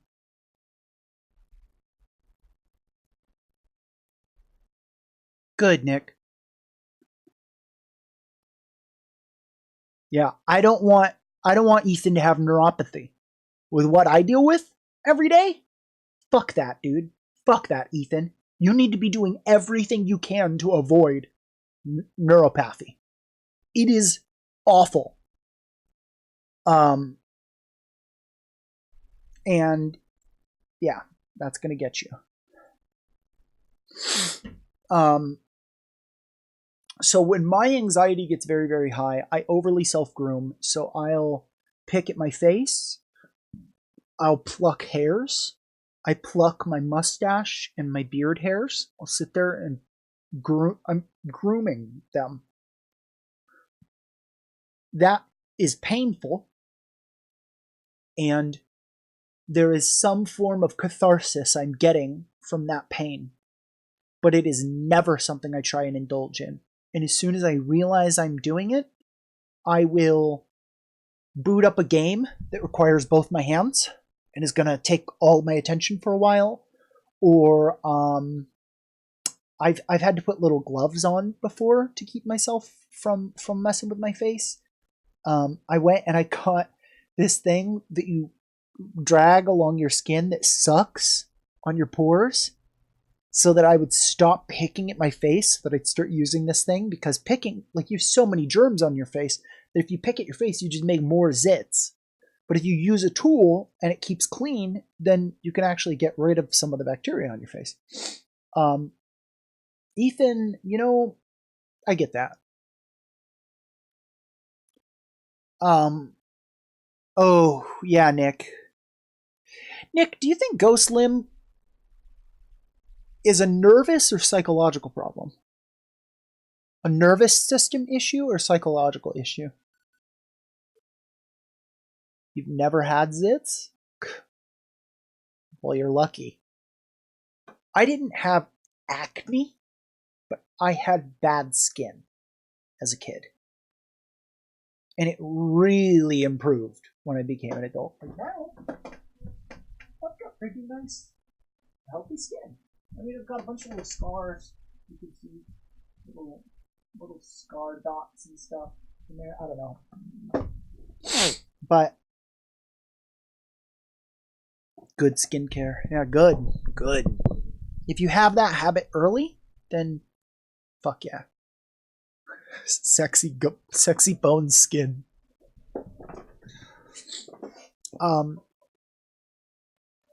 So yeah, there's just so many ways that all of these mixture of both. My issues with neuropathy have made me very curious.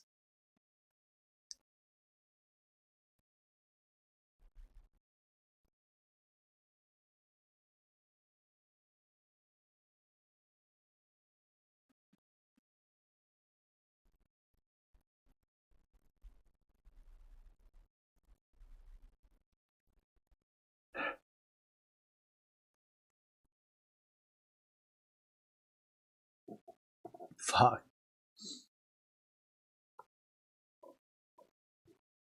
Yeah, that can be hard to dump on people sometimes, Ethan. A lot of people aren't ready to hear that.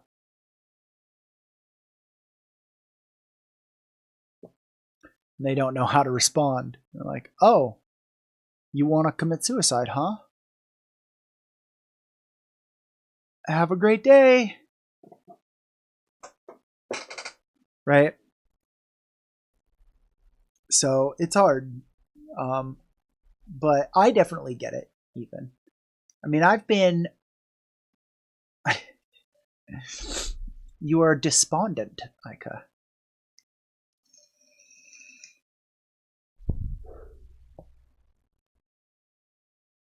I I care because I've been through so much of it before, and I hate the concept of other people having to go through it. It makes me very sad. And if I have the power to help someone, I'm going to try. So as far as suicide goes, the big thing that I try and tell people is to know yourself. Know yourself above all other things. Fuck, Nick, I need to go to that training. I'm actually going to ask my therapist. I'm supposed to see her on the 20th, tomorrow. Yay! Tomorrow we get to have therapy stream, guys. So tomorrow I'm going to ask her what I should do.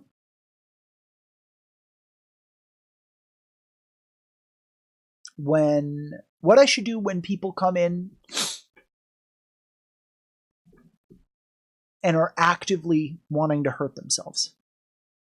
If someone is just looking for some coping mechanisms or a way to get through the night, we can help, right? Like we have a huge collection of ways to make it through for a little bit. Oh my god. 12 weeks at how off, like, how many hours are we talking? How many hours of training?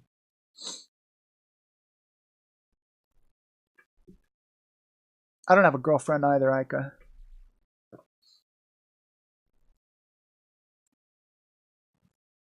Yeah, Ethan, when's that dance? Wasn't that you? You want out, Mom?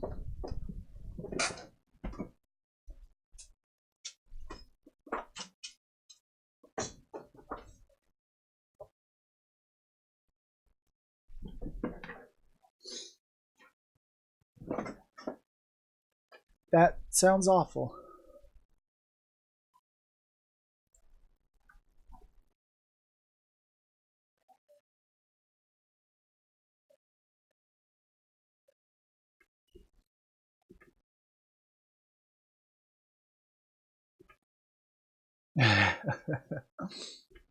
Yeah, what is so stinky in there?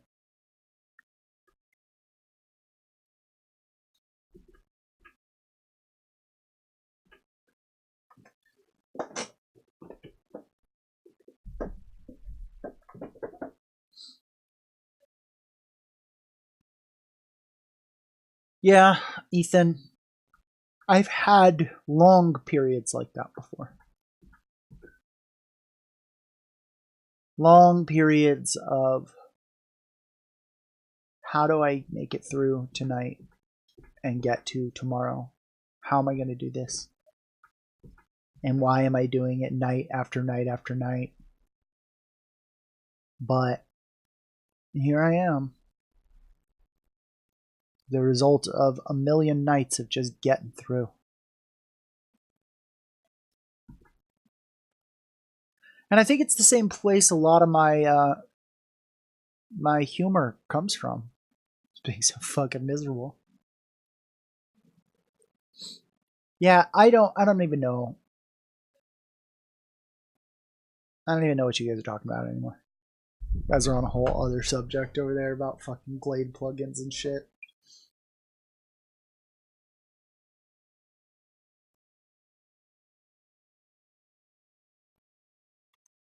I'm so excited because tomorrow is therapy day.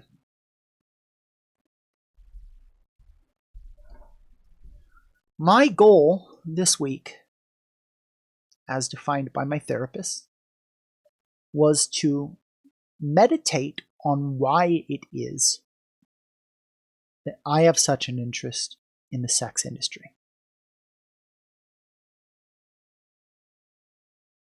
So,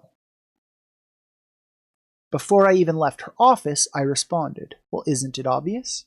It makes me feel like home. It makes me feel like childhood. I grew up in the sex industry.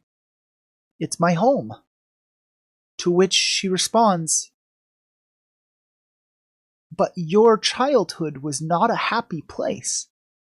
Why do you want to return to that?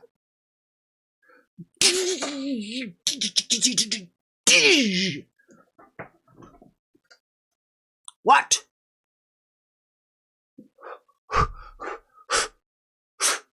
What?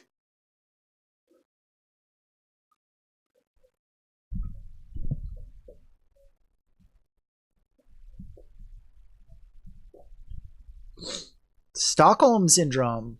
Good guess. Good guess there.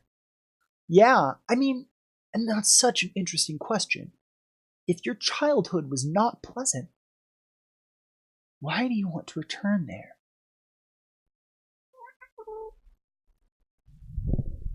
And so, the only answer I can come to is that I'm trying to rebuild it, trying to re experience these things on my terms in a way that I can enjoy and I don't feel like a victim of.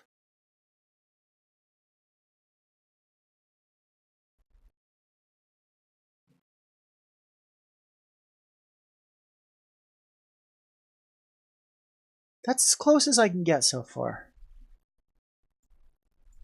I was when I was a real little one, Ika.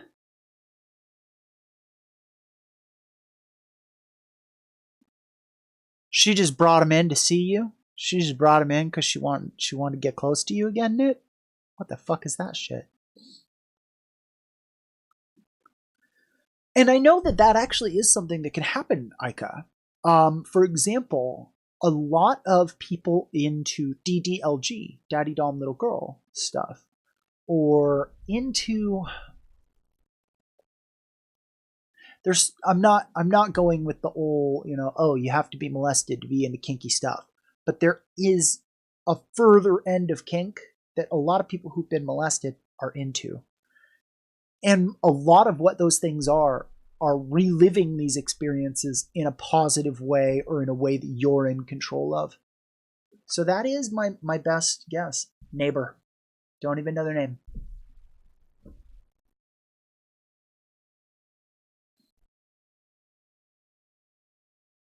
So Ika, fun story on that one. When I was 30 years old and in a mental health care institution, being an inpatient and having to stay there for a week, is when all of a sudden all the memories of it happening to me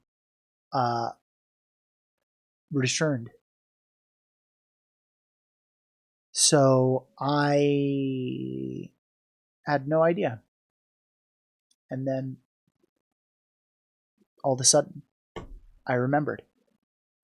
I was 6 when it happened. And until I was 30, I had no fucking memory of it. Ethan, that's same shit I went through, man. A lot of fights. A lot of fights.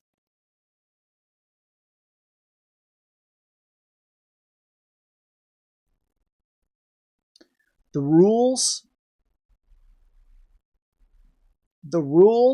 of how to be successful in school with relationships are not the same rules with how to be successful with relationships in life outside of that environment. Unless you can really disassociate the two, you're just always going to have a problem. If you can disassociate the two, then you got to realize that at school, you're playing by prison rules. Pick the biggest bully, grab something very heavy and hard, beat him until he can't stand anymore, and people will stop making fun of you. I hate that that's a true statement. Absolutely hate that that's a true statement. Not telling anyone to do it.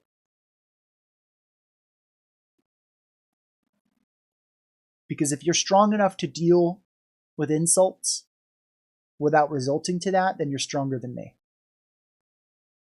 But I broke. And I had to end it however I could. And so I just started hitting everybody.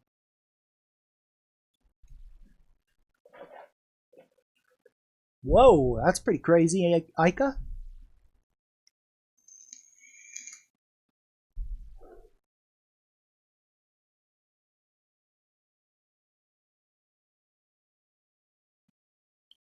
Sunshine, it can be really hard for boys, especially in America. Boys are just so fucking. You can keep your head down, and then they'll make fun of you for having your head down. They'll throw balls at the back of your head. Their whole goal is to break you. And it just sucks. Whoa! That is crazy. Damn, Ika. Female bullying is a lot more emotionally based, isn't it? Too. They're more trying to get you to, like, have no friends and make everyone else not like you. Whereas, like, boy bullying will be a lot more physical. Like, they'll throw things at you, and a lot more sexual. They'll call you sexualized terms. Yeah, I would never say one's really worse than the other. I just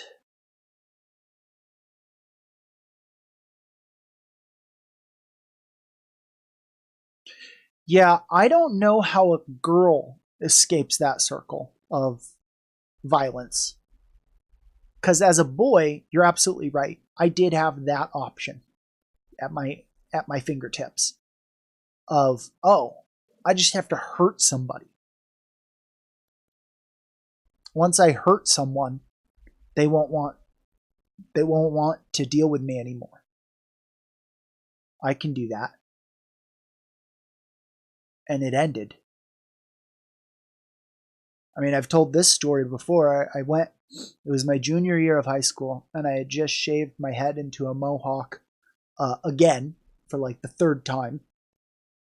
And it was probably good 9-10 inch tall. Fucking, it was a mohawk.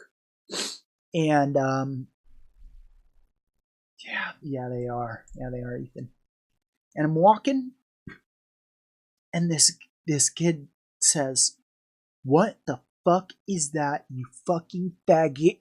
And I just grabbed him and fucking hit him in the face, spit in his face, and said, "If you ever fucking talk to me or look at me again, I will break every fucking bone you have." And I pushed him away and then just started walking off. And he stopped talking shit. I was half his size. But that made him stop. Ding. And then I just start hurting everybody. And that sucks.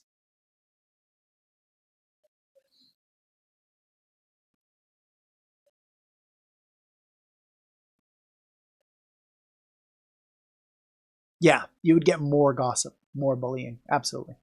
So I say that is not a method out for girls. I don't know what is. I can only speak to what it's like to be a fragile, emotional boy.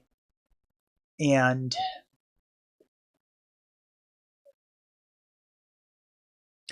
I didn't want to hurt people for talking shit, Ika. It's that talking shit leads to doing shit. If someone talks shit about you for years and you never react, they're going to escalate. They're going to escalate.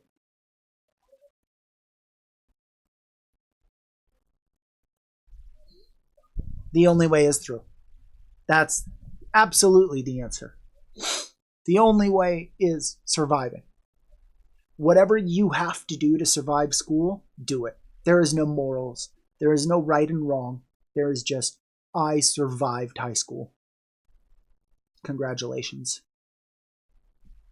Yeah, see, Ika,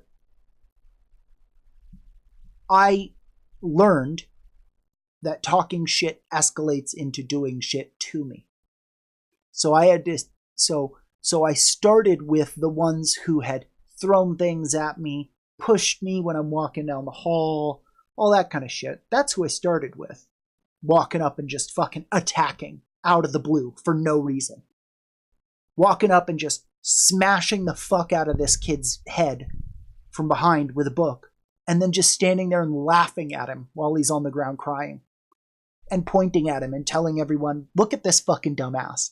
Look what a dumb idiot he looks like. How fucking pathetic. You're a pathetic little bitch. And that was the only way. And I had to work my way down the list until it was someone would look at me and be like, that's a dumb shirt. You don't even look at me. If you don't like me, don't even fucking look at me. And that was just... Yeah, Nick, like I said, that's some of the ultimate redemption right there. I moved to 6 schools. Ick. That sucks, sunshine.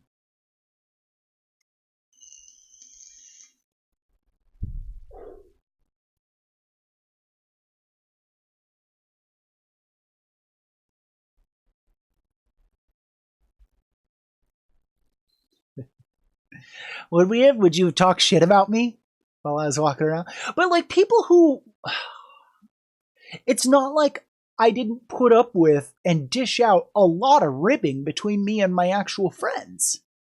We were fine. My friends could say that I was a little girly man all day long, and I'd laugh.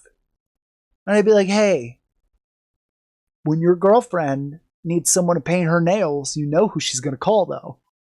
Like, shit like that. Like, that kind of shit, I fucking laugh and we'll joke and all that all day. But if your entire purpose in life is to just make me mad, piss me off, make me look stupid, embarrass me, try and make me look pathetic, well, then, we be fighting. Really? I never got into a physical fight with any of my friends. We've had friend breakups, as you will.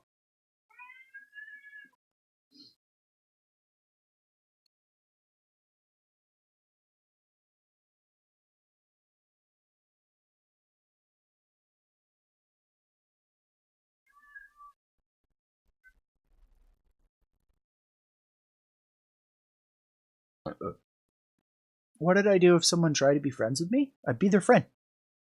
That's it. Period. If you want to be my friend, I am your friend.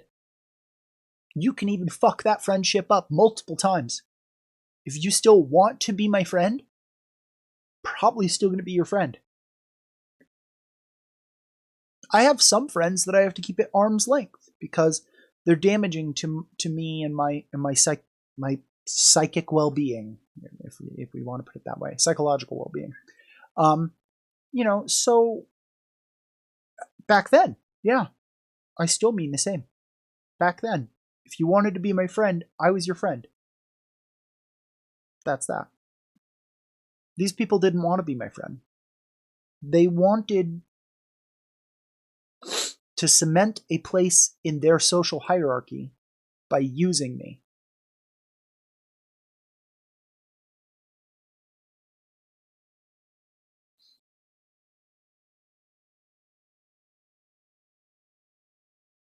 That's another thing too that Sunshine mentions is I kind of have a little bit of like a leadership bend. I like to form groups. I like to form teams. I like to rally people to causes. So I started collecting all the weird kids at school and actively forming like alliances, basically, to where it ended up coming out where it's just like, look, popular kids, you're not. I am. Because there are more people at this school who like me than like you. You're just rich kids who are fucking assholes.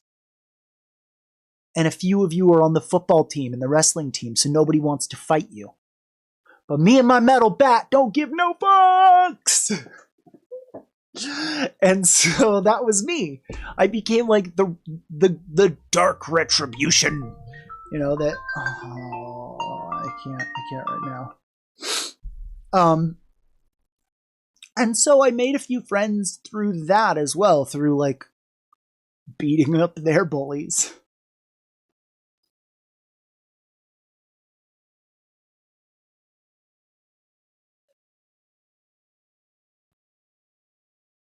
Some girls knew. Okay, so that's a weird legal area, Sunshine, too, right? Like, I definitely had nudes. Okay. When I was 16, I dated a girl who was 14 and turned 15. Like, within the first few weeks of us dating, she was 15. So then we were dating. But by the time I got, to 17, she was still 15 for a couple weeks and then would turn the next age. I had nudes of her. This was in 2000, 2003. When we were dating in high school, she sent me nude pictures of herself. We were having sex.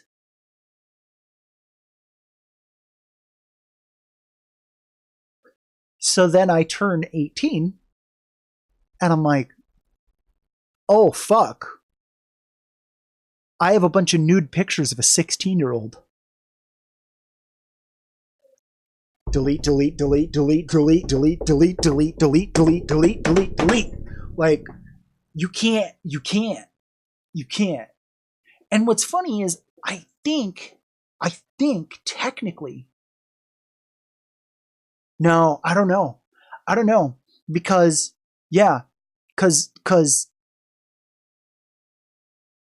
that's now forever child porn. Even if she is now over 18, pictures of her from before she was 18 nude is child pornography, and that's illegal to possess. So yeah, that shit all got destroyed.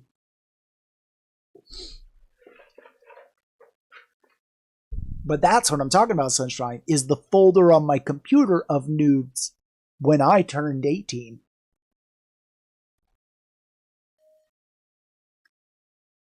Because then I'm an 18-year-old with nudes of a 16-year-old. Let's say I kept that folder on a flash drive this whole time. I would have a flash drive that has naked pictures of a 16-year-old on it. Yikes! Not good, right? Yeah, so in a lot of ways, children should be discouraged from creating pornographic materials. Children should be encouraged to experiment with each other. I think that that's great. But creating pornographic materials that can persist is not good. Yep. What's pedo?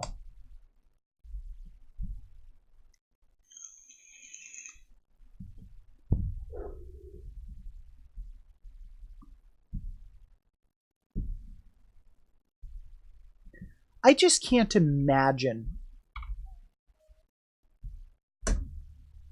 I'm going to say dating a 16-year-old.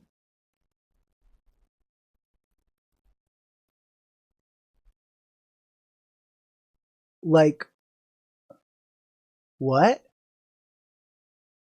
What on earth would me and this girl even talk about? Not relate to the pictures. That is a different law. Exactly. Yeah. It is a different law. Yeah, some places, it's state by state. We have 16 to 18. Even some states are down to 15, actually, which is kind of gross.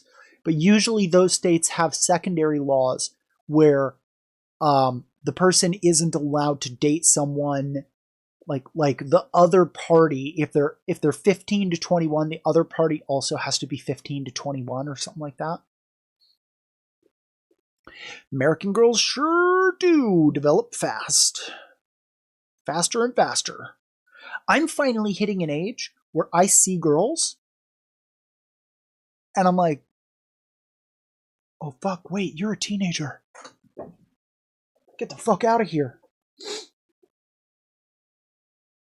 The girl I've been flirting with the last few nights is only 23.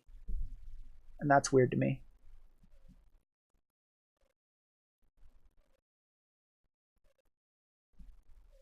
I'm just like, well, whatever. If you're 23 and you're into me, I'll take it.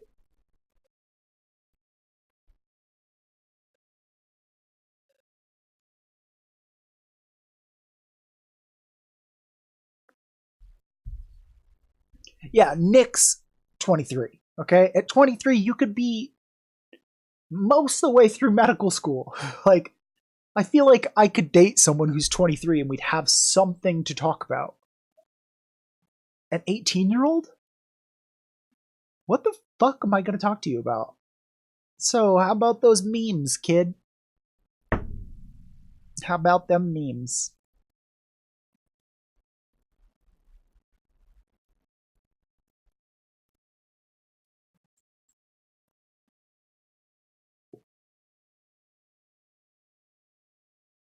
What does that even mean, Aika? You know, Aika, when you say I don't have to lie, you don't actually have to always let the truth come out of your mouth either. Saying nothing sometimes is pretty good. But what do you mean by calling Ethan generic? Talk about your Twitch channel? This is my Twitch channel. We like to talk about mental health. We like to talk about physical health. We like to talk about societal issues, and we propose different sorts of questions that we can think about that can get us coming up with better ways to think about social issues. And we try and help everybody that we can. We also like to talk about feminism issues and things like toxic masculinity and the place of different genders in society, and you know how does what I could talk about with an 18-year-old. That's it. This is it. This is my whole game with an 18-year-old.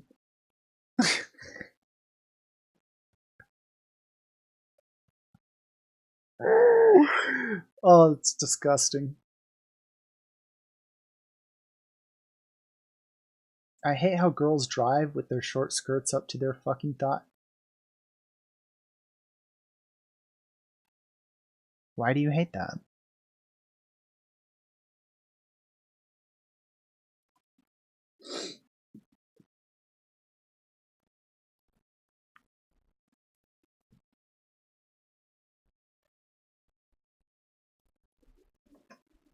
I have always been awful at guessing ages. Maybe because I never really acted my age, so I just don't have a good concept of what ages people should be to be behaving a certain way or a different way. Or... So I'm bad. Are you in your 20s?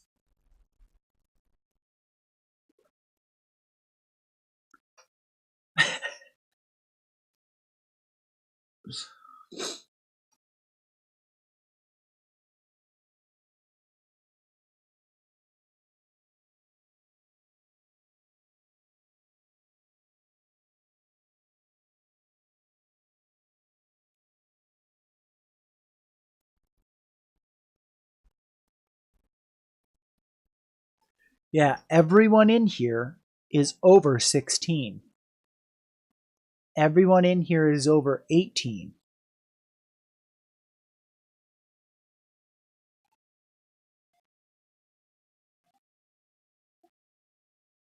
Ethan, this channel has a mature content sticker on it.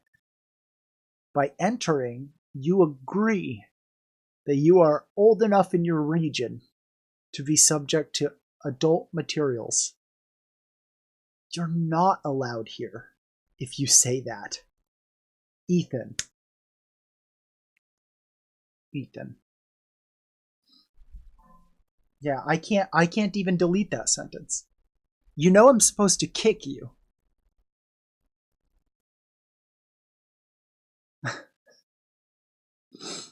Like, if that weren't a joke, I'm supposed to ban you.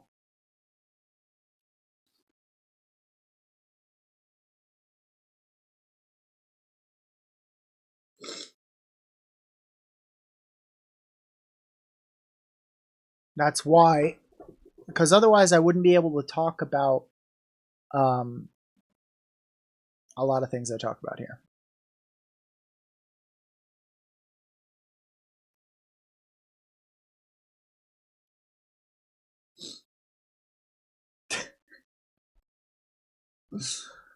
I feel like another one is coming right around the corner. I feel like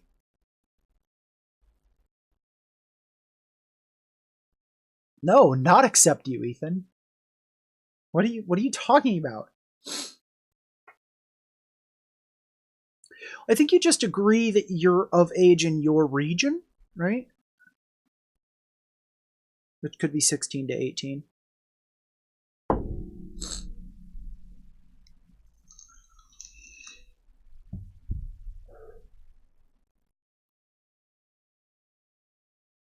Gotcha.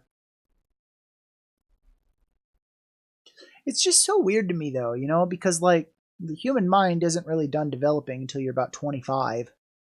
The fact that we consider anyone below that an adult is just like, you're not.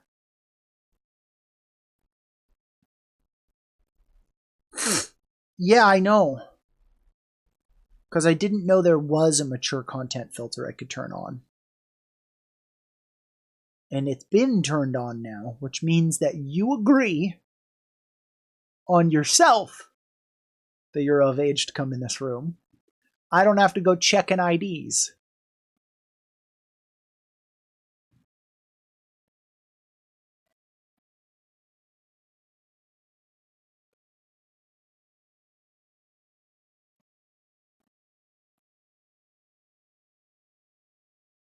That's sad to you? You're doing all right, man. The average height's what, like 5'8"? 5'7"? What is the average height of an American male?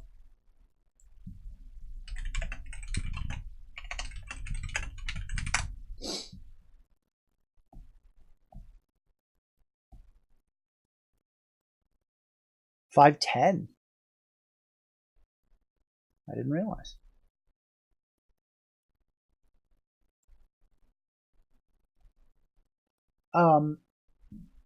My illness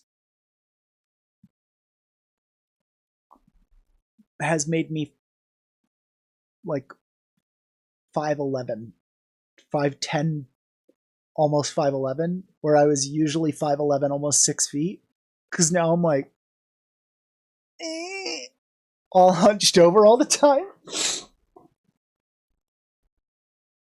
I wish I was like 6'4". Holy shit. If I was above 6 feet tall, do you know how much more shit I could get done? Because people just believe you when you say things if you're tall, you know?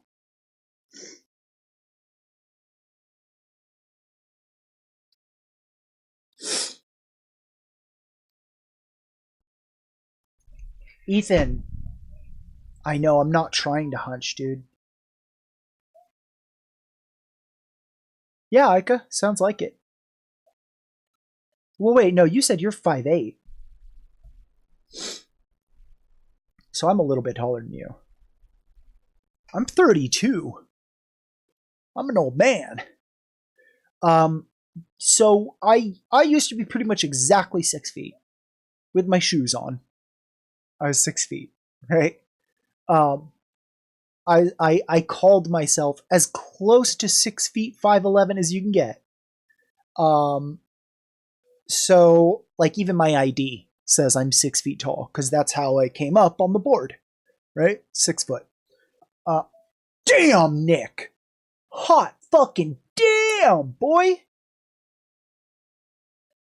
You're a tall one. I am so jealous. I wish. You people are superhumans, man. You stand a whole head taller than the rest of the room. Size 13 shoe. I wear a size 10 and a half. I can only. So yeah, I was basically as close to 6 feet as you can get, and now I'm as close to 5'11" as you can get because of my hunching. So I gotta, and what sucks is I was trying to stand up straight, which means that my hunching has gotten so bad that when I think I'm standing straight, I'm still hunching. So I don't know what I need to do. Start laying on the floor more often to get my spine stretched out again. I don't know what. Damn, you got big shoes. You should probably be a bit taller than you are then. You'll probably still grow.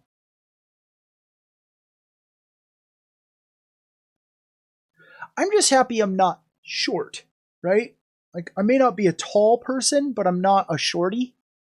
I'm not in that like 5'7" guy range, which is not where you want to be as a guy. Because then every girl you meet is like, oh, I'm taller than you when I wear heels. This isn't going to work. Sizeism, heightism. Women are fucking awful heightists, man. They will make you feel like shit for being short.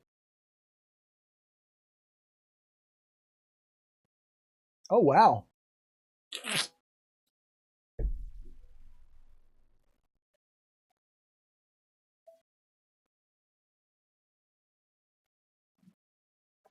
I don't know how big my hand is.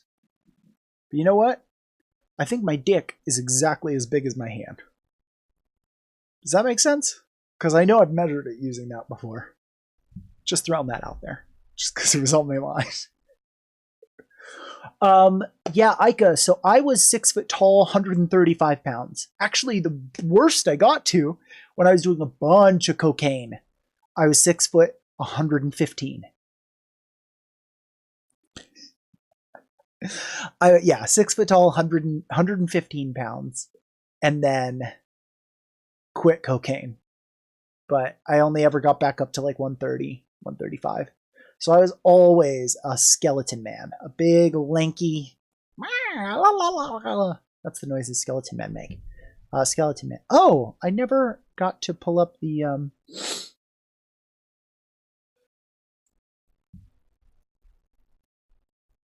Oof. Yeah, no, I can fit in the medium gloves. Okay. That meme.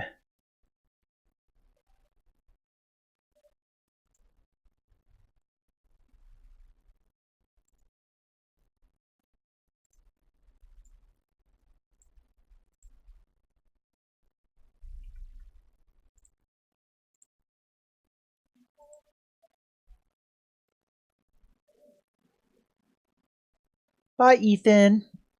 Have a good day.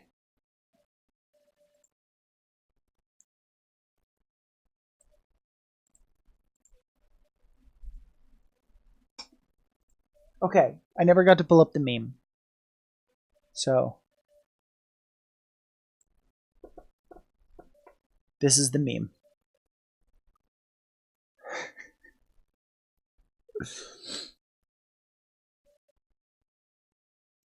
And that's why I'm an inch shorter now.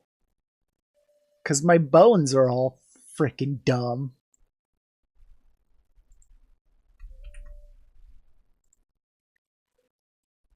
So that's me and my stupid bones. Extra extra large. Um Ups and downs, buddy. That's the best I can say about it. Um Yeah, you know, if I went to a chiropractor, I'd probably get my height back for a period of time, right? If I went to the chiropractor and then went to the drivers to the DMV to get my license, I'd probably still come in at 6 feet tall. I need to go to a chiropractor before I go on a date, so that way I'm nice and tall for my date, right? Hey there, little one. How are you doing? It's what you want to look like when you go on a date. This is what you want them to see. Hi.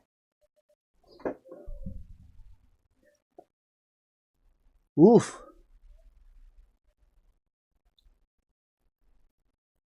That'd be crazy. I went and I saw a surgeon, and I saw two different surgeons, and both of them refused. I have a crushed L4, L5 disc. So when my pain first started, they went, oh, maybe it's coming from this crushed disc. So they sent me to two different surgeons. And both surgeons said the same thing. No. It shouldn't even be causing you that much pain. We're not going to operate on this. Which pissed me off. But, I mean, I know that surgery on the back can cause even more issues. So that's what they were saying. They were like, if we open you up and we do a bunch of shit to your back, you could be in worse pain because of what we've done. So we're not going to do anything till it's so bad that we know that surgery is going to cause less pain than what you have going on there. So surgeons said no. Welcome back, bruh. Ooh, that'd be exciting, Nick. Me too, Beard. And I've said that, right? Like, the day that happens, I'm just gone. I'm good. But, Beard, are you ready? Because you know I've tested this fucking theoretical model out to its furthest end point. What do you do when you wake up in the computer and you're looking at your own real body through a camera, Beard? What do you do when they scan your brain and they tell you, congratulations, the procedure was a complete success. Your consciousness now lives on the internet. But your body is the one receiving this message. What happens if you're not the one that jumps? You're the body. You're already the body. You don't get to go to the internet. Sorry. They have to kill you. So you just die. But a copy. Yeah, you do remember reading something like this, motherfucker. Yeah, something in that ballpark somewhere. Yazzie, if you copy your consciousness to the internet, your consciousness is on the internet. 2BR02B? No? That's an interesting name for a book. I'm getting... In fact, I'm gonna fucking... By Vonnegut? Wait, how have I not read this? Hold on. It is very possible I read this. It's a short story. In World of... Yeah, I have this.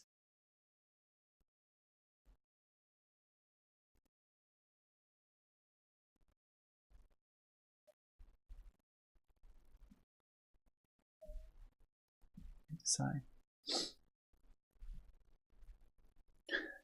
Okay, I'm just going to read this out loud because it's cool. The setting is a society in which aging has been cured. Individuals have indefinite lifespans, and population control is used to limit the population of the United States to 40 million.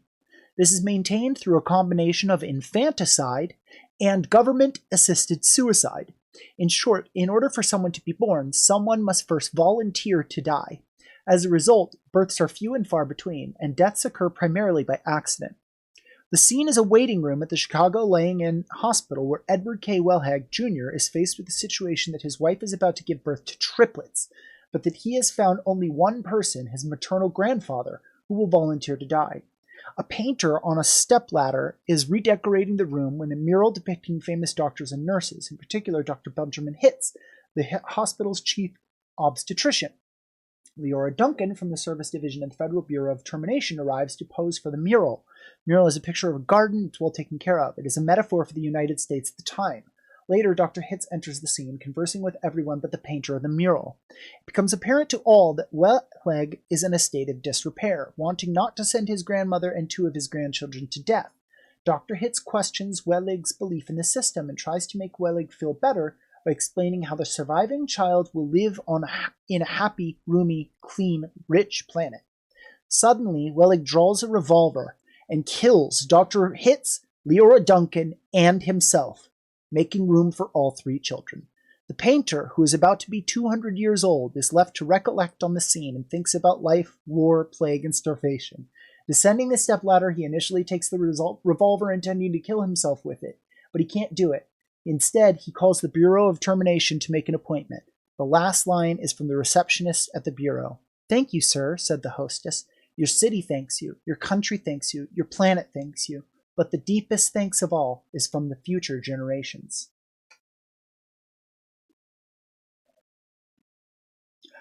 I don't remember this, but I have a book in which this is in.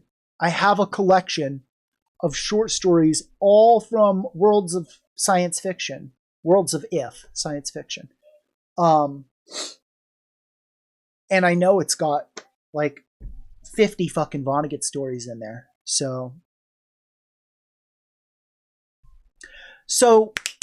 I'm ordering Neuromancer. I'm ordering the actual book so that I can read you guys my favorite story. I think I would also like to, on other reading nights, start reading other short stories that I really, really love. So I'm excited to start up reading nights again. This illness has made it awful to even try and do such a thing. But so I'm gonna like read the stories, The Last Question, and what was that?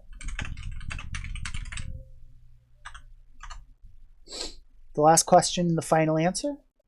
Yep, hold on. Yep, Asimov. Asimov was always my favorite. No, that's a lie. William Gibson is my favorite. But William Gibson is a different kind of writer than Isaac Asimov. So, do you want to read a paper on EDS? Absolutely, Nick. That would be wonderful. I made a YouTube video out of a long speech I did about Ehlers-Danlos and how it's affected me. And I told my whole story and stuff like that. So it would be nice to add to that playlist maybe by reading some more material on Ehlers-Danlos. It'd be really cool.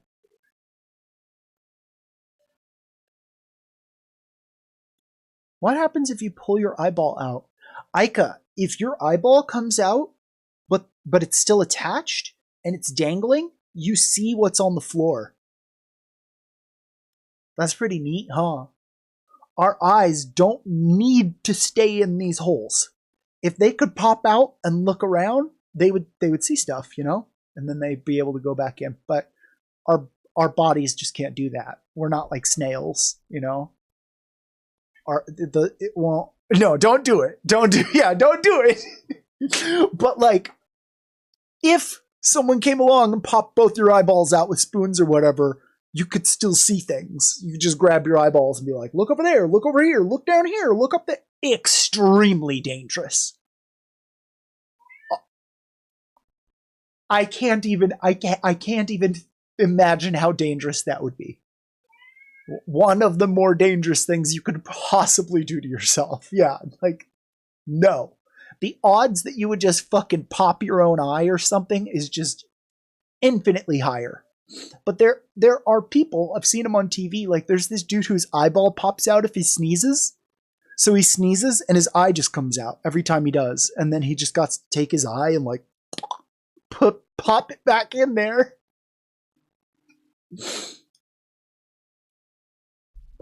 So,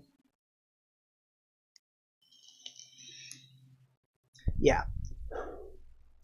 Yeah, the fact that that happens to that guy is a medical oddity. But I mean it simply to say that if your eyes pop out, you still see stuff. Don't go popping your eyes out. We always have to have these weird PSAs on here. Hey guys, if you're going to use sex toys, make sure they're real sex toys. Also, don't go popping your eyes out. Thirdly, everyone needs to get the flu shot if you're able to get it, because I'm not able to get it. My doctor told me don't get the flu shot. It's just going to make you feel like garbage. Then I got the flu, because all you motherfuckers didn't get your flu shots. That's my 3 PSAs for the day. And if you are not communicating with me, you very well may be watching a fucking rerun.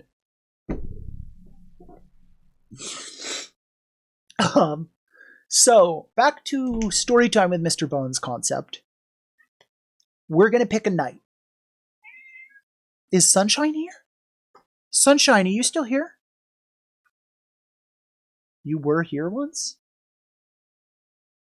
What night is best for you and Beard? For me to read?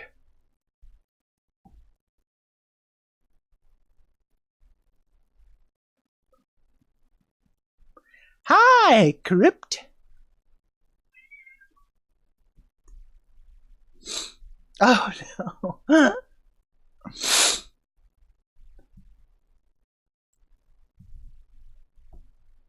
Because I can schedule these weird Bones plays games. Bones reads from a book on any night. It's irrelevant to me.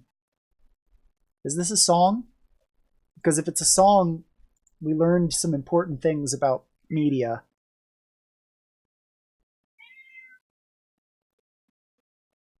Okay. Shh.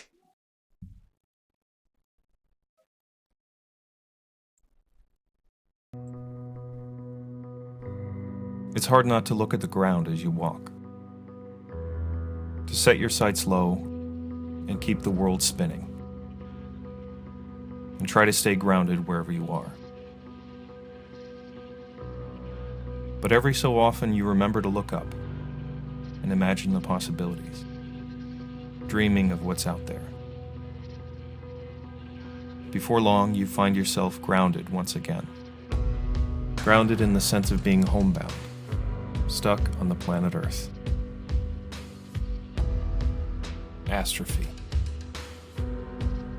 The more you look to the sky, the more you find yourself back on Earth, confronting certain possibilities. It's possible there are other names for our planet that we will never know.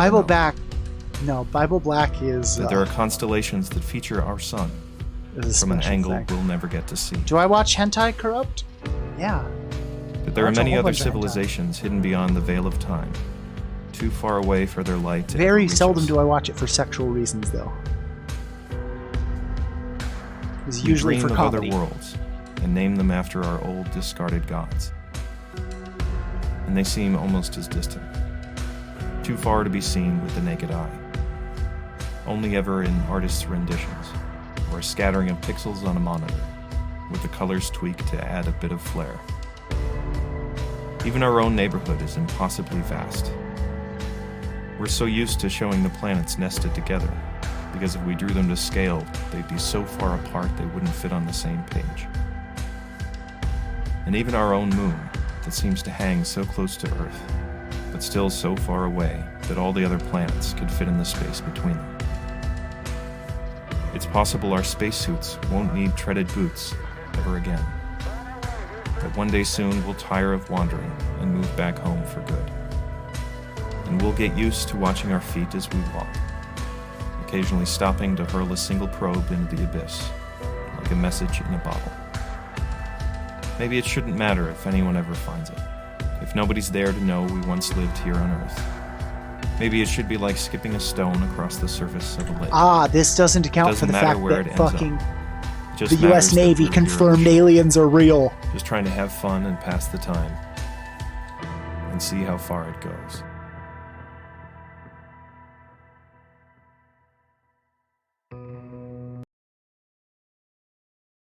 All right, guys, let's talk about aliens. So, U.S. Navy. All right, so one of the members of Blink 182 said, "Fuck this shit. I'm spending all the money I made from this band to fucking prove aliens are real. Shit. You're not supposed to hear music at all." Oops. Okay. We gotta start at the top. We're talking about aliens. Anytime there's music,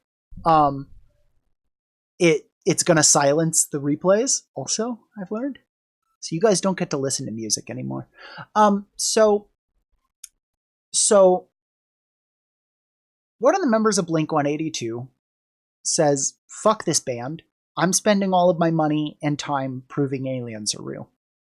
And he gets his hand on footage of a pill-shaped craft entering the atmosphere from outer space, wiggling around for a little bit, and then dipping back out to outer space. He sends this off to a bunch of places and says, "Hey guys, what the fuck's this? Can I show it?"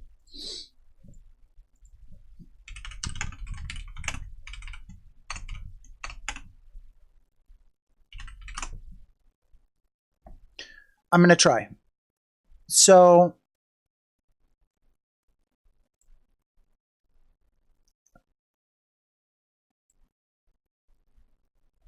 I can show a picture.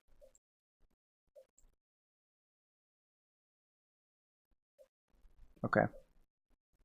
That's it. That's it.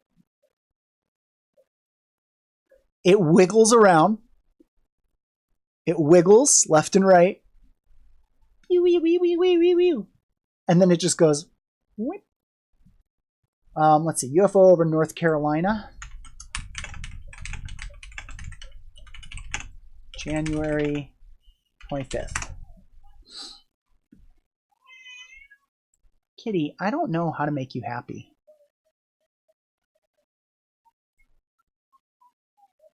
There we go. Bingo.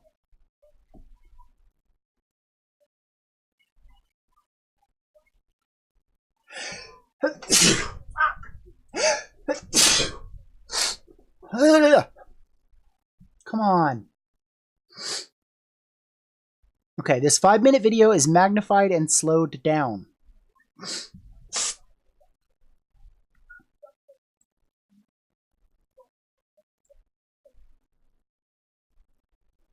Fuck off.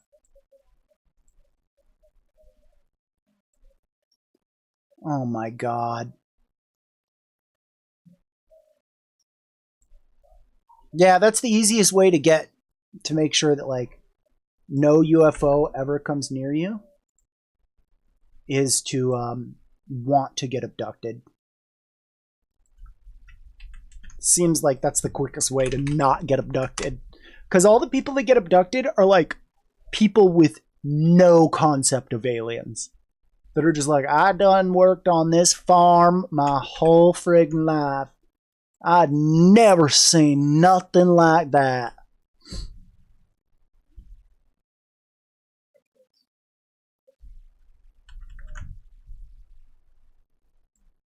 Mm-hmm.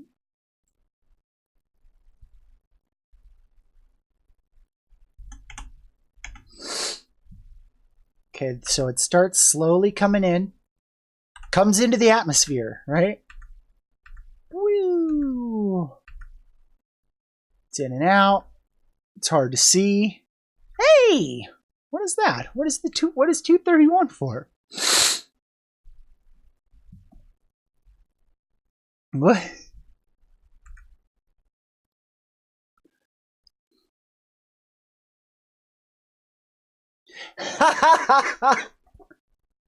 Okay, I'll let it can count. We'll give Michi a treat. So, like I said, this thing is it's just a weird video, right? So they send it off to all these places, and the U.S. Navy responds by creating a actual chain of command code that they are supposed to use for reporting sightings. So there is now an official method for reporting sightings within the U.S. Navy. And the U.S. Navy came forward and said, we do not know the nature of the craft in that video, which is, by definition, an unidentified object that's flying, right? So we got ourselves a UFO, and we know that it's a real UFO. Real meaning we really don't know what it is. So there's a few things. Okay, let's give Meech a treat. Meech. Bing.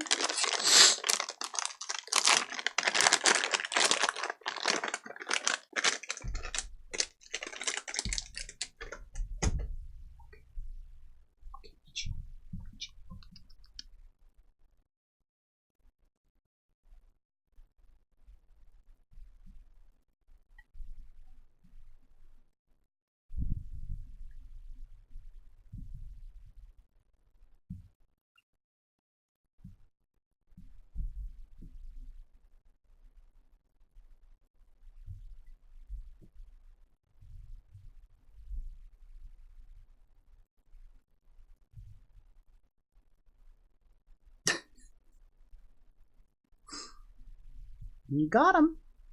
You got him. Sunshine loves giving you treats, little girl. Sunshine just loves making sure you're treated. You're treated well. So, nope, she does not. None of my animals do.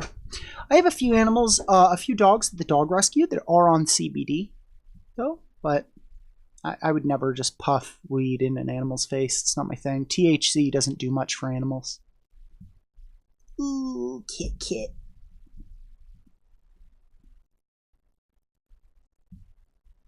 What are you doing? You can't go up there. So, the aliens have not destroyed us yet. We know that much. So we know they can only be so aggressive, right? Because if they were hyper aggressive, they would have gone, oh, fuck, another species. Kill it. Kill it before they get into space. Now, go. Right? So we know that they're not a super hyper aggressive species. Cool. We know that they have incomplete knowledge of us. Right? They cannot just observe us remotely. They have to send something here. They send a fucking craft to our planet. So they can't just use super remote satellites to just beam in on what's going on Earth and listen to all our radio and watch whatever the fuck they want to. They have to come here. Now, are they from our universe? I don't know. They could be time travelers. They could be from another universe. Or they could be from the next star system over. Now, a lot of them have said that they come from Orion. From the area that is Orion. If I remember correctly, that's where a lot of them keep saying that they're from, is somewhere in that area. Alpha Centauri? Something like that. When you listen to report after report after report after report, you do start to see some very interesting things. And Beard, I'm kind of in Henry's camp of not nuts and bolts. Of aliens are a psychic experience that's meant to manifest the concept of alienness to us. Right? Because I don't know if you've ever listened to the fucking Men in Black episode, but that one fucked my whole understanding of what aliens were. Guys, I'm gonna make a big suggestion to you guys here, okay? Last podcast, Men in Black. I'm going to suggest to you that you listen to this podcast. How often do I give you guys homework? The amount of intellectual shit we discuss on this show, and I never give you guys homework. This is the one time, all right? Yeah, were you? Okay. This episode of Last Podcast on the Left blew my fucking brain open as far as my understanding of what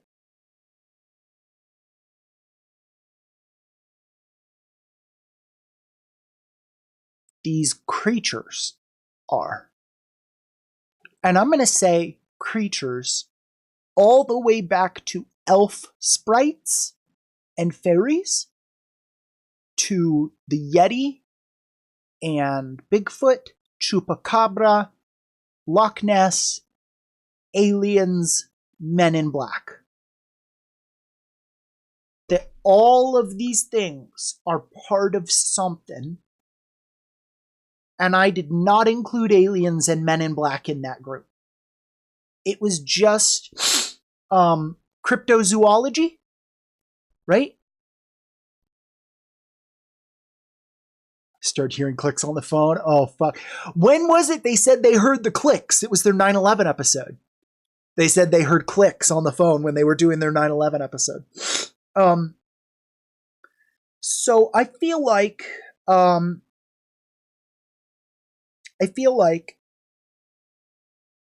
this opened up my belief in Alifs. By the way, speaking of Alifs are beings that come into reality by virtue of thought alone. For example, Santa. You can see a real Santa Claus, right? I can get a picture of myself with Santa. But Santa is a manifestation of our own imagination that we've made real. So the concept is things like aliens and Men in Black are also Alifs. Now, this brings up something interesting. Last night, somebody joined our Discord under the name Ellis.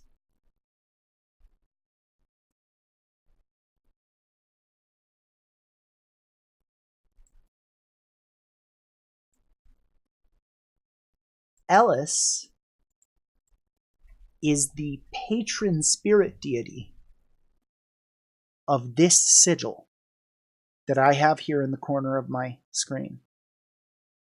That sigil is called the linking sigil, the LS linking sigil, LS, Ellis.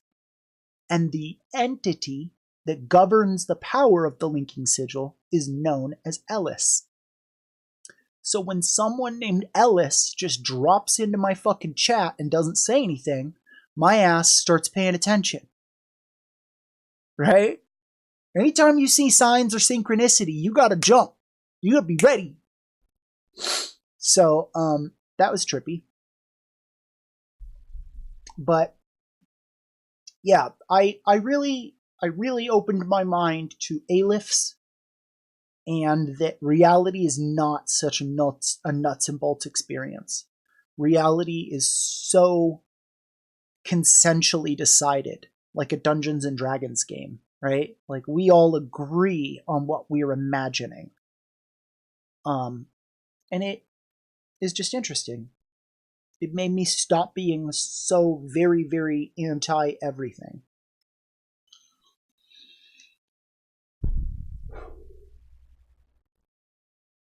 I love you too, sunshine. So, coming back around to aliens,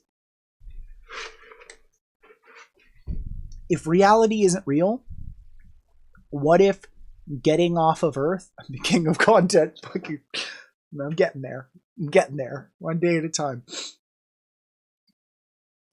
If venturing, the next great frontier was space, right? But what if we were wrong? And the whole thing with Fermi's paradox is because every species gets its own universe, right? So we're just sitting here in fucking emptiness or some shit.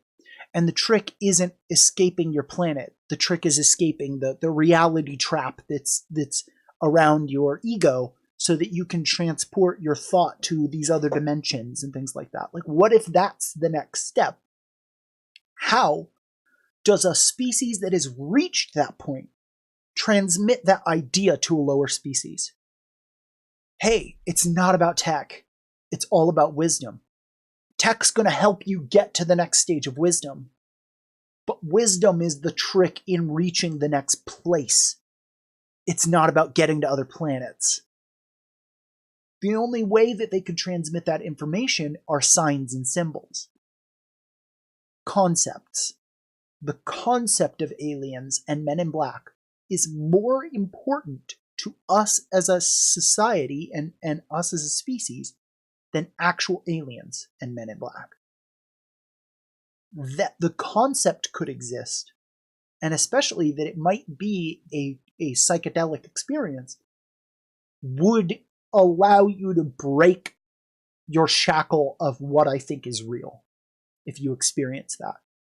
And so then it just started being like, well, then that is what's real. Just because I haven't met an alien doesn't mean that that's not what's fucking happening. So that's where I'm at on aliens. I don't know if they're even in our universe. I think that they can transmit thought from one universe to another, maybe. Or if we want to go super nuts and bolts about this, they're not as technologically far ahead as we want to think they are. Because they can't observe us from their planet. They can't observe us well enough from space in order to not need to show up.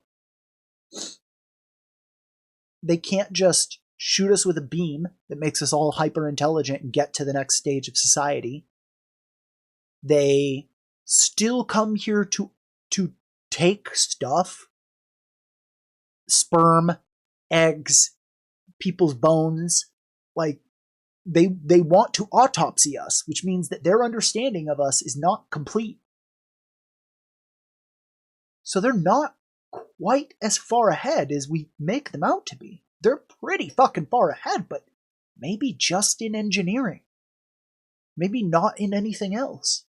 Maybe just in rocketry. So they're able to get here. Okay. Grandma's friend is going to stop by and I'm going to step outside to introduce myself and say hello. Bones? Yes? What news? What kind of news do you have?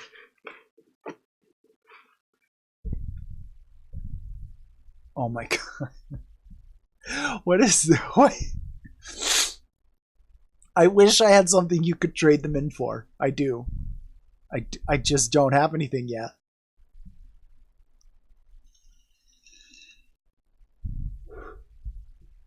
Right below the chat box, you should see a little bubble shape, because I still haven't made little PNGs to...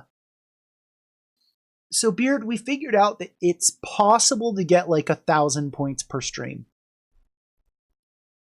So, I'm thinking the first real monumental number is 30,000. Because that shows that, like, you've showed up for like 30 streams and not spent points. So, I don't know, I might do like 10,000 as like some sort of request. Like, I'll listen to, or I'll watch something, or I'll read something you want me to, or I'll play some game you want me to play, or something like that. And then like 30,000 will be something really stupid. Like, yeah. A full mustache hair. A full one of them.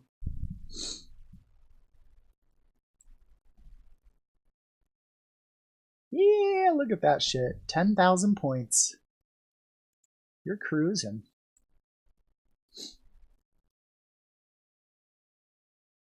Take over stream for 30k. What would that even mean? That I just have to let you do whatever you want? Just sit on Discord with you and do what you tell me to do? That would be awful. That would be an awful experience. That's 50,000 points. 50,000, 100,000 points, and you get to take over the stream for a day. We'll figure something out. And like, now that other people have the point systems, we can start looking at custom ones they have and stealing good ideas. So we'll come up with some cool stuff as soon as we can.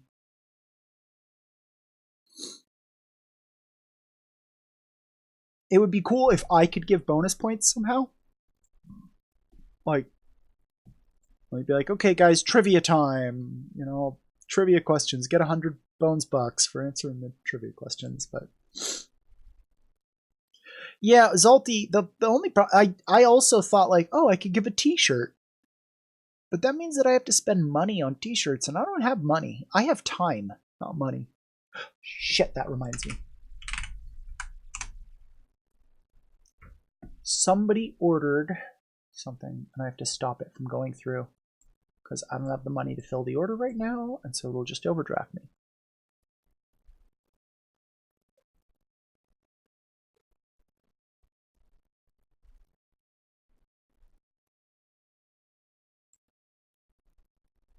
Just when you are watching these other people's streams, see if they've got any interesting ideas. You know, we'll take what we can, and we'll copy them. You know, it is really kind of funny to me.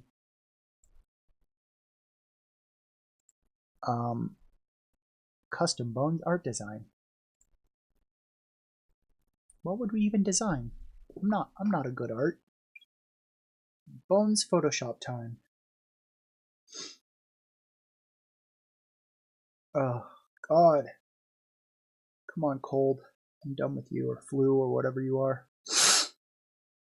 I'm done. What was I checking? I wanted to check my bank to see if I could. Nope. Low balance alert.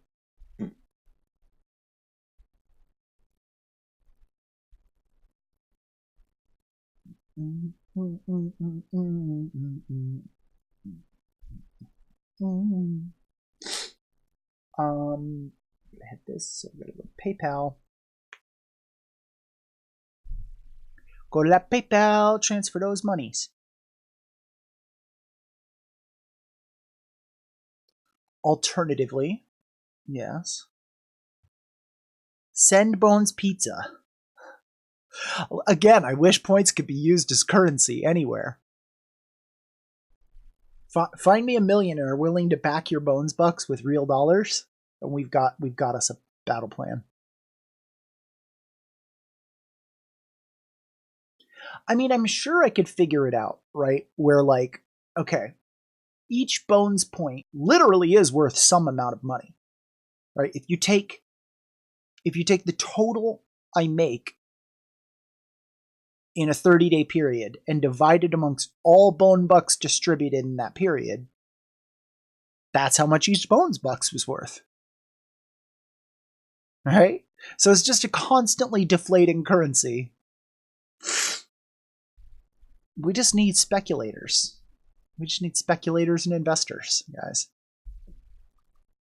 Once we get Bones Coin traded with on Forex, that's when we got it.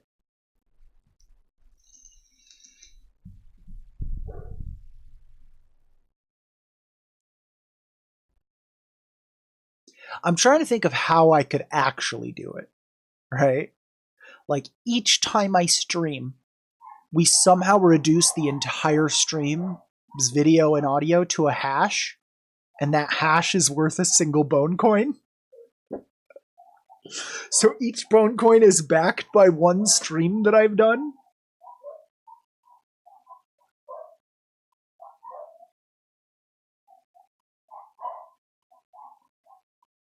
I mean, it's totally feasible, right? If I did porn,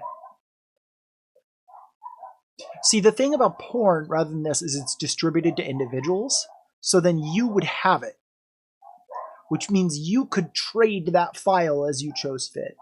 So if I did like individual streams, like a 5-minute stream for each person, and then you guys traded those amongst you to put together the whole stream, that would be kind of like Bones Bucks.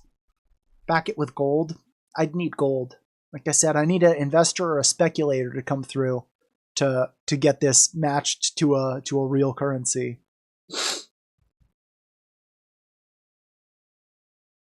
Okay, Grandma's friend just showed up.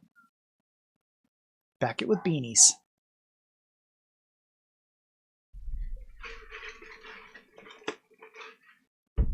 which themselves are worth nothing now. So awful. My great grandma collected the fuck out of those Beanie Babies. She used to go to McDonald's when they had the fucking Find a Mine. Oh no. Oh no, Nick. That is a horrible thought that I'm totally down for. All right, somebody's out there mining already. If it's just my name on the mine or somebody else's name on the mine, that's the only difference, then it might as well be mine. Send me my gold. How many American dollars is it going to take? Is it a lot? If I come over to your country with American dollars, is it one of those ones where I get to live like a king? Or is it one of the ones where I'm basically just a poor person? That's the question. If you live in a country where I could live like a king with my $200 a month, I'm moving. I know you produce a lot of gold, but I got to come up with the capital to buy that fucking mine. It's capital. It's always the problem. Multiple by 11. $2,000 and I can get a mine. Oh wait, my dollar is times $11 there. Yeah, but how many dollars of yours does it take to like buy a bread? Is it the same cost as my bread times 11? Do I have to spend 11 of my dollars to buy a $1 thing there? No. I mean, you know what I mean. You know what I mean. So yeah. So even though the currency is different, the exchange rate, its value is close enough that it's not really relevant. That's the problem with some of these countries now too that have become dollarized, is that like 20 for a bread. Yeah. Here it's like 2 for a bread. So yeah. I'm not keeping that much more money by being there. Yeah. Okay, hold on. I'll be right back. I want to introduce myself to Grandma's friend.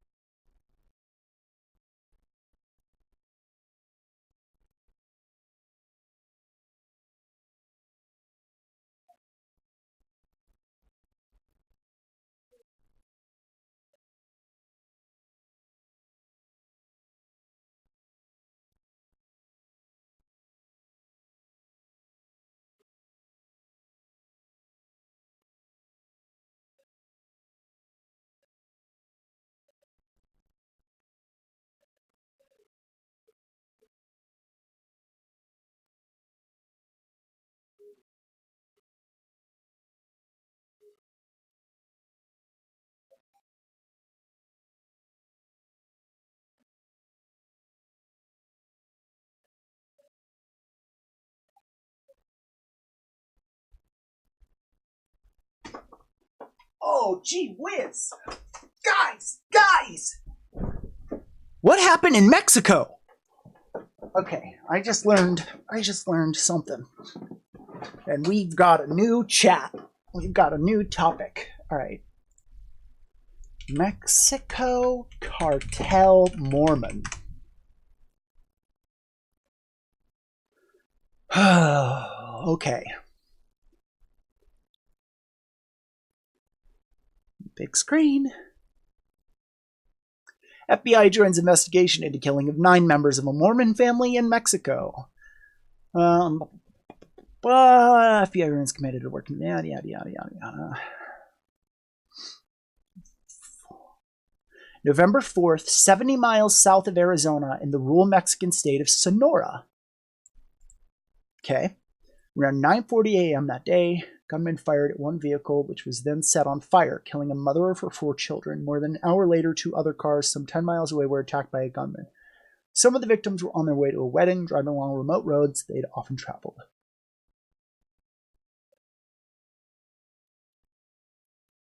Mexican authorities suspect the families were not targeted, but instead mistaken for a rival drug gang. Some local reports highlight the family's dispute with Mexican farmers over water well drilling. All right. So, Grandma and her friends made some joke about you better be careful while traveling because they're going from Arizona to California. So you better be careful that those cartels don't get you. You know, they're getting white people now.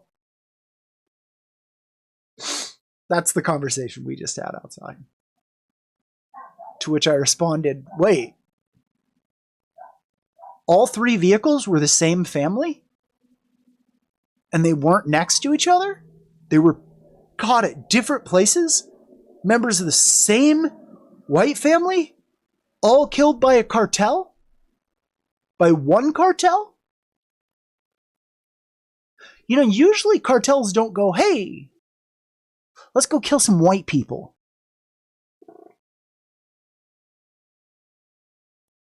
Well, then it came out that apparently this family has lived in Mexico for many, many years.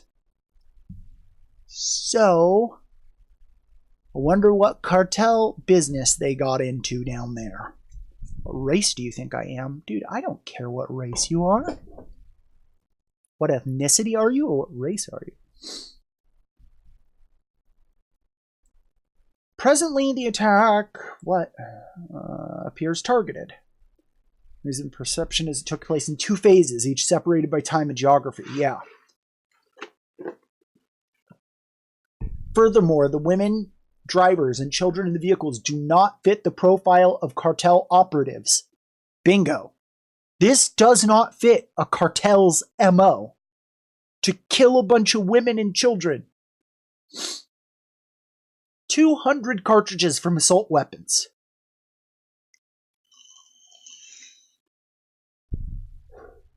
What may be problematic is that Mexican authorities were first on the scene, which makes perfect sense since it's their sovereign territory, but the crime scenes may be forensically compromised with law enforcement, medical and military personnel, as well as the press entering them.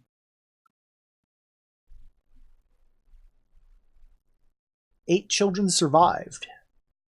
We're all part of the LeBaron family, which has deep roots in northern Mexico and first settled along the pecan and apple orchards after splitting from the Church of Jesus Christ of Latter-day Saints, following the church's move away from polygamy. The community there now has more than 5,000 members. So, a Mormon commune in Mexico that has had arguments with landowners over water drilling rights gets shot to be... Okay. What is that? Thank you. So I've figured out the details here. And it was, straight up, there's a Mormon compound in Sonora, Mexico, with 5,000 members. They've had long-standing arguments with Mexican farmers over water drilling rights. The attack happened in 2 phases. One car was hit at one time in location. The other car was hit at another time in location. No, but neither. No, basically, the Mexican authorities have said that the attacking of women and children does not fit the cartel's MO. Yeah, that's what they said. So this was clearly something to do with that commune and their argument with the cartel. Something is going on there more than the obvious. So, Yeah, you should look. yay, baked potato! If they have a picture of the car, completely real, look like Bonnie and Clyde. Did you see just last week when there was the standoff on the freeway and all those cops surrounded the it was oh god, guys, do you remember the details on this one? No.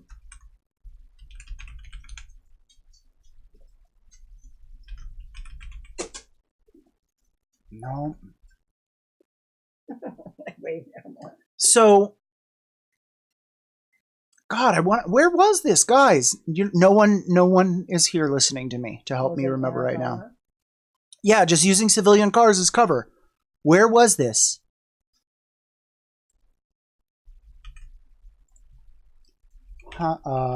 Freeway using civilian cars as cover.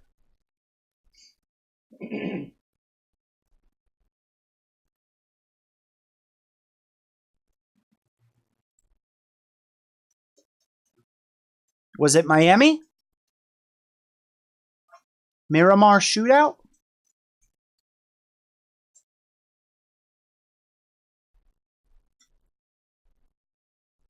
The USPS driver. Yeah. Okay. Oh, I saw that. Yeah. Okay. He stole the truck. No. He was kidnapped. Oh, okay. By someone who kidnapped him and stole the truck. The police chase then led them onto the freeway, where the police then. Okay, yeah, because we definitely need this image. I saw this. Did you see the police all on the freeway with their guns out, using pedestrian cars as cover? Yeah. With pedestrians sitting in the cars, like they're like what on earth? So yeah, then they unload on this UPS truck another like 300 rounds. And killed someone in one of these cars. And the UPS driver. And then UPS comes out with a statement. We want to thank the police force. What? You want to thank them for killing your driver? Like... What is the reason the police say they did it to him? They don't talk. They don't talk. That would be good to find out. I'll look into that. What they're... saying now. This baked potato is like exactly what I wanted. Well, the other is chicken, but I made it lemon chicken. Okay. Did you taste the lemon? You taste the lemon? Not really. Oh, sorry. Okay. Come on, guys. Hi, Monsieur. Okay, so Come on. Miramar. Yeah.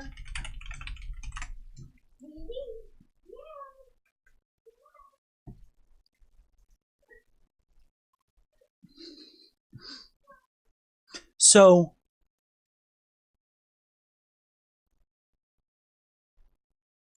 updates. Yay, Miramar police shooting updates. This is what I wanted. From the New Times.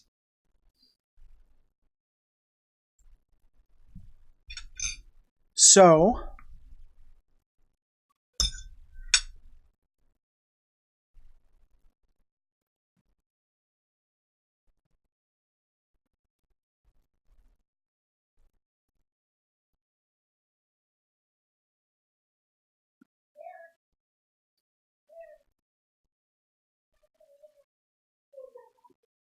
okay, so the police have really only offered a timeline of events, apparently.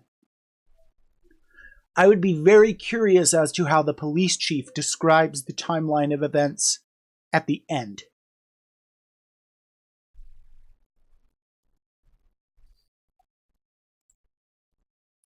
I really want to see a fucking press statement on this.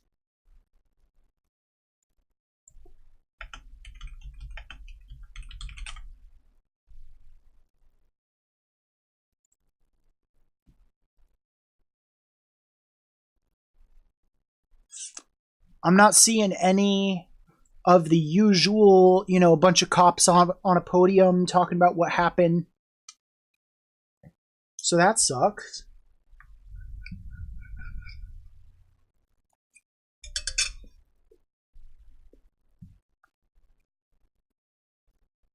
No, you're too young. Drinking's bad for you anyway. Beard knows it's bad. He's engaged in a bad habit. He's not going to spread it to other people.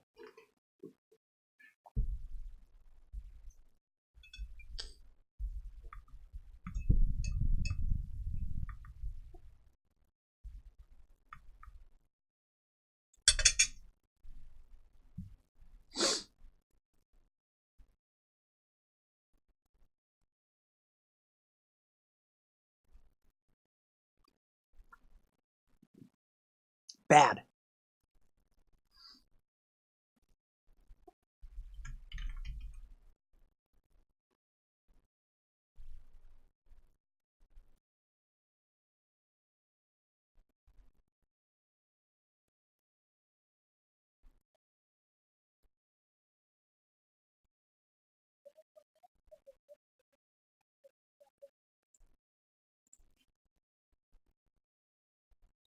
Yesterday, a tragedy unfolded in the streets of Miramar in which the innocent victims lost their lives. The city's mayor, Western Mayor, blah, blah. Commissioners and city administration express great sadness for the lives lost and deepest condolences for the grieving families. Our hearts go out to the families of the victims in prayer and everyone who is impacted in some way by this unforeseen tragedy. As a city, we stand in solidarity with the community as we try to get through this together. Oh my fucking god, the buzzwords. Oh my god. Express great sadness. Deepest condolences to the grieving families. Our hearts go out to them. I'm really amazed it wasn't our hearts and prayers, our thoughts and prayers.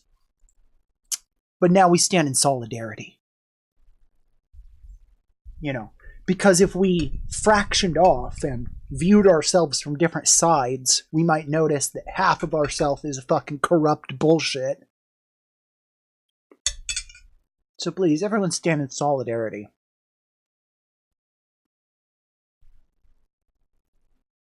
What?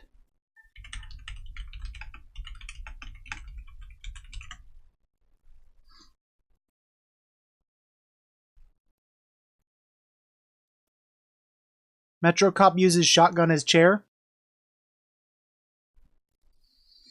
That's pretty fucking retarded. Guys, don't do this. Just don't. Okay? Don't do that.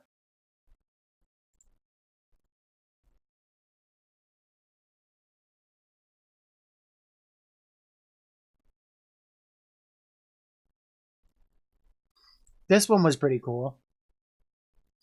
Where the police officer just fucking fires a stun gun into this guy's back. And now we're talking about how all cops are bad.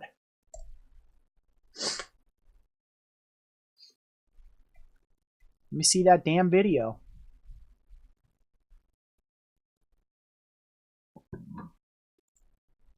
Well, sure. And eating chlorine is probably healthier than eating arsenic.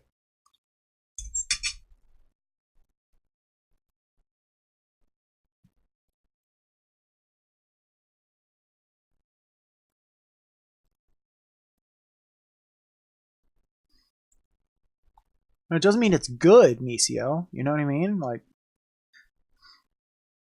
isn't available, of course. Cop tases sitting unarmed man. Let's go to YouTube. It was loaded? God damn, what a fucking dumbass. I'm surprised you didn't meet him.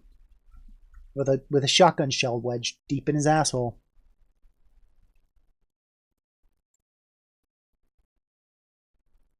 Yeah, that seems to be a big issue people don't get, Nick. I mean, granted, like I said, my vape is better than cigarettes, so I'm gonna smoke that, right?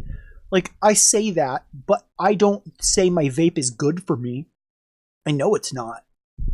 It is better than my cigarettes, but I shouldn't be doing it. All right, we're going to watch this.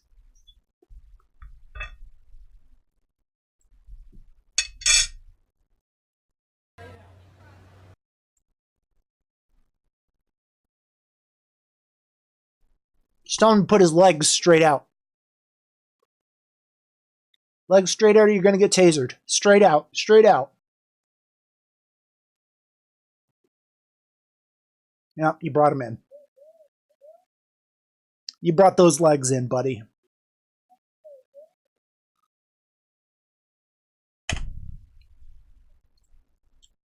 All right, guys. Hot take number 4. Am I wrong that if I saw this happen, I would feel like I am morally obligated to attack the police officer?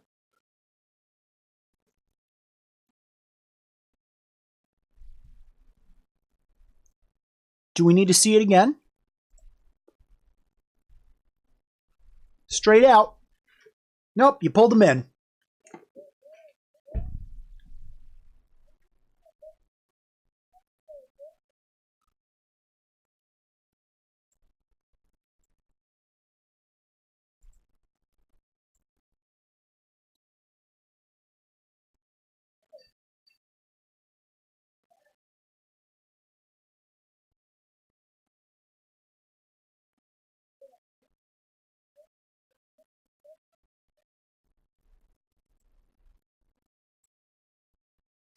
It's very hard for me to say at that moment that I wouldn't try and defend that man.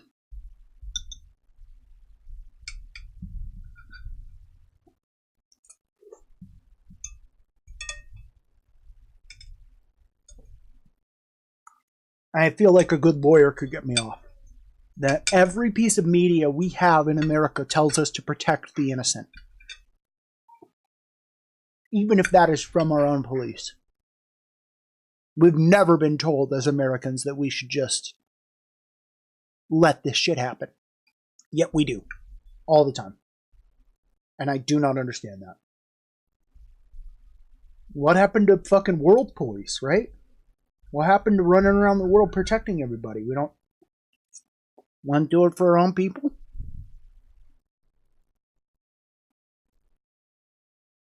So, I would get arrested real quick in a situation like that.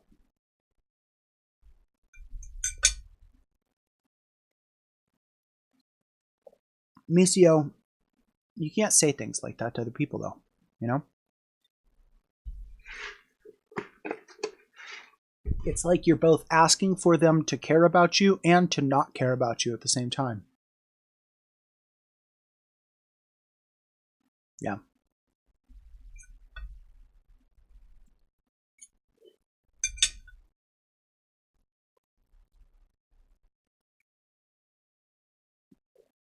It's like, I'm going to tell you all about something terrible I do to myself, but please don't care about me. Because I don't care about me. Like, that just sucks for the people around you to have to hear. What are we supposed to say? Okay, keep destroying yourself.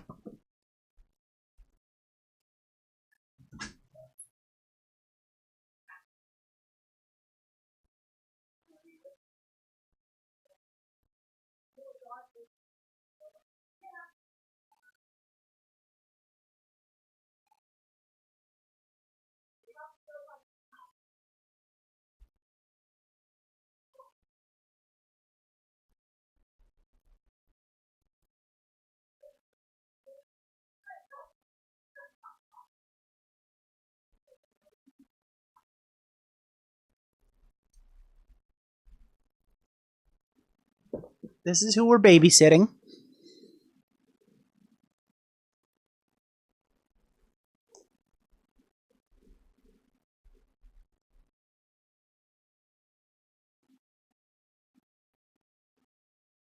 Radical.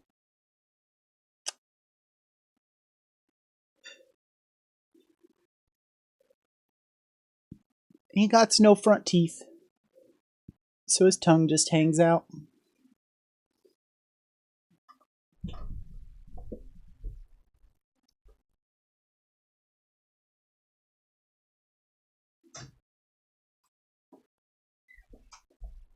Whew.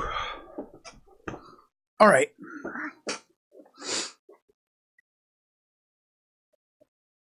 Well, boys and girls, we're getting to about that time because I've been away from the dog for like 4 hours.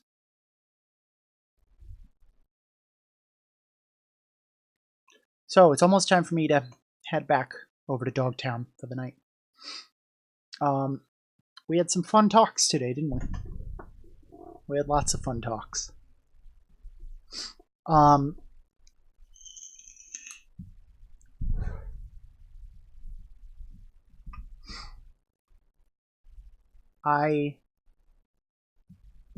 gonna keep on playing reruns because I keep on getting followers while playing reruns, and I feel like there have been people now who have found the reruns and come back for other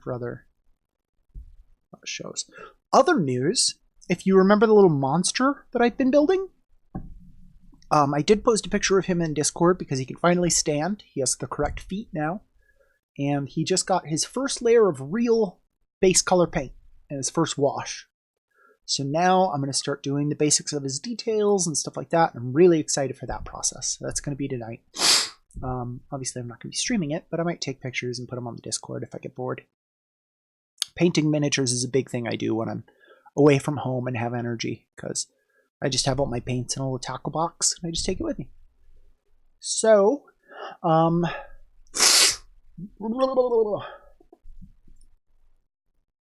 okay. Here it is. I would love to have you in the Discord, Nick. Dude, you're gonna go crazy sometimes with some of the shit people say in there. And I don't mean like offensive, I just mean dumb shit that you're like, dude, no, that's not healthy. I'm so happy to have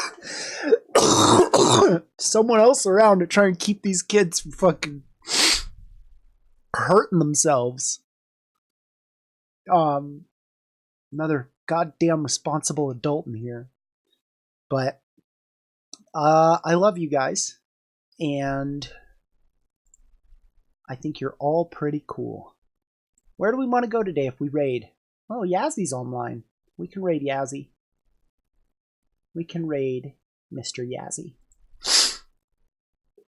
Oh, what's happening to me? I know what happened to me. Yeah, you kind of signed on for a life of that. Like, I at least am allowed to pretend I don't have responsibilities and pretend I don't hear what some of these people say sometimes, but fuck, dude. You're in it. You're going to have to be dealing with telling people the right thing for the rest of your life. There are really some days where I'm just like, I'm just going to pretend I didn't hear any of this.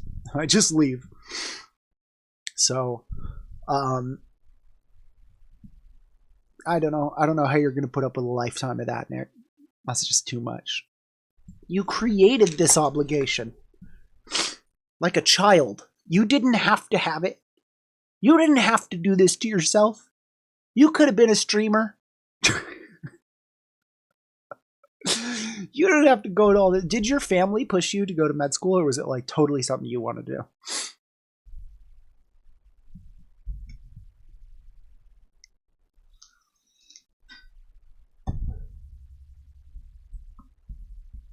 At least you like it.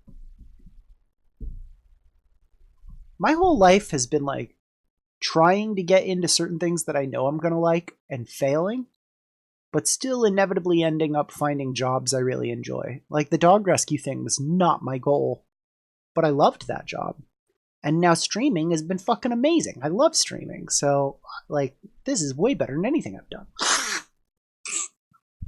So, for me, I've never been able to just be like, I want to do this thing and get into it. That was music for me. And I'm a failed musician, you know? So that's really cool that this is something you wanted to do and you're sticking through it. And I'm proud of you, man. You got talent and drive. All right, guys. I'm gonna log off for the night. Like I said, I'll be on tomorrow, and then on the 28th, this person will get home. Oh yeah, tomorrow I have therapy, so I won't be on at my regular time. I'll actually probably be on later than that. And then, or maybe I'll just do a car stream because I don't know if I'll have too much time. But then we'll do our post therapy stream. Okay. Good luck, Nick. Get some sleep, niece. Everybody have a wonderful day. I'll see you all tomorrow. Incoming raid on Yazzy's channel. In 5, 3, 2, 1. Later, guys!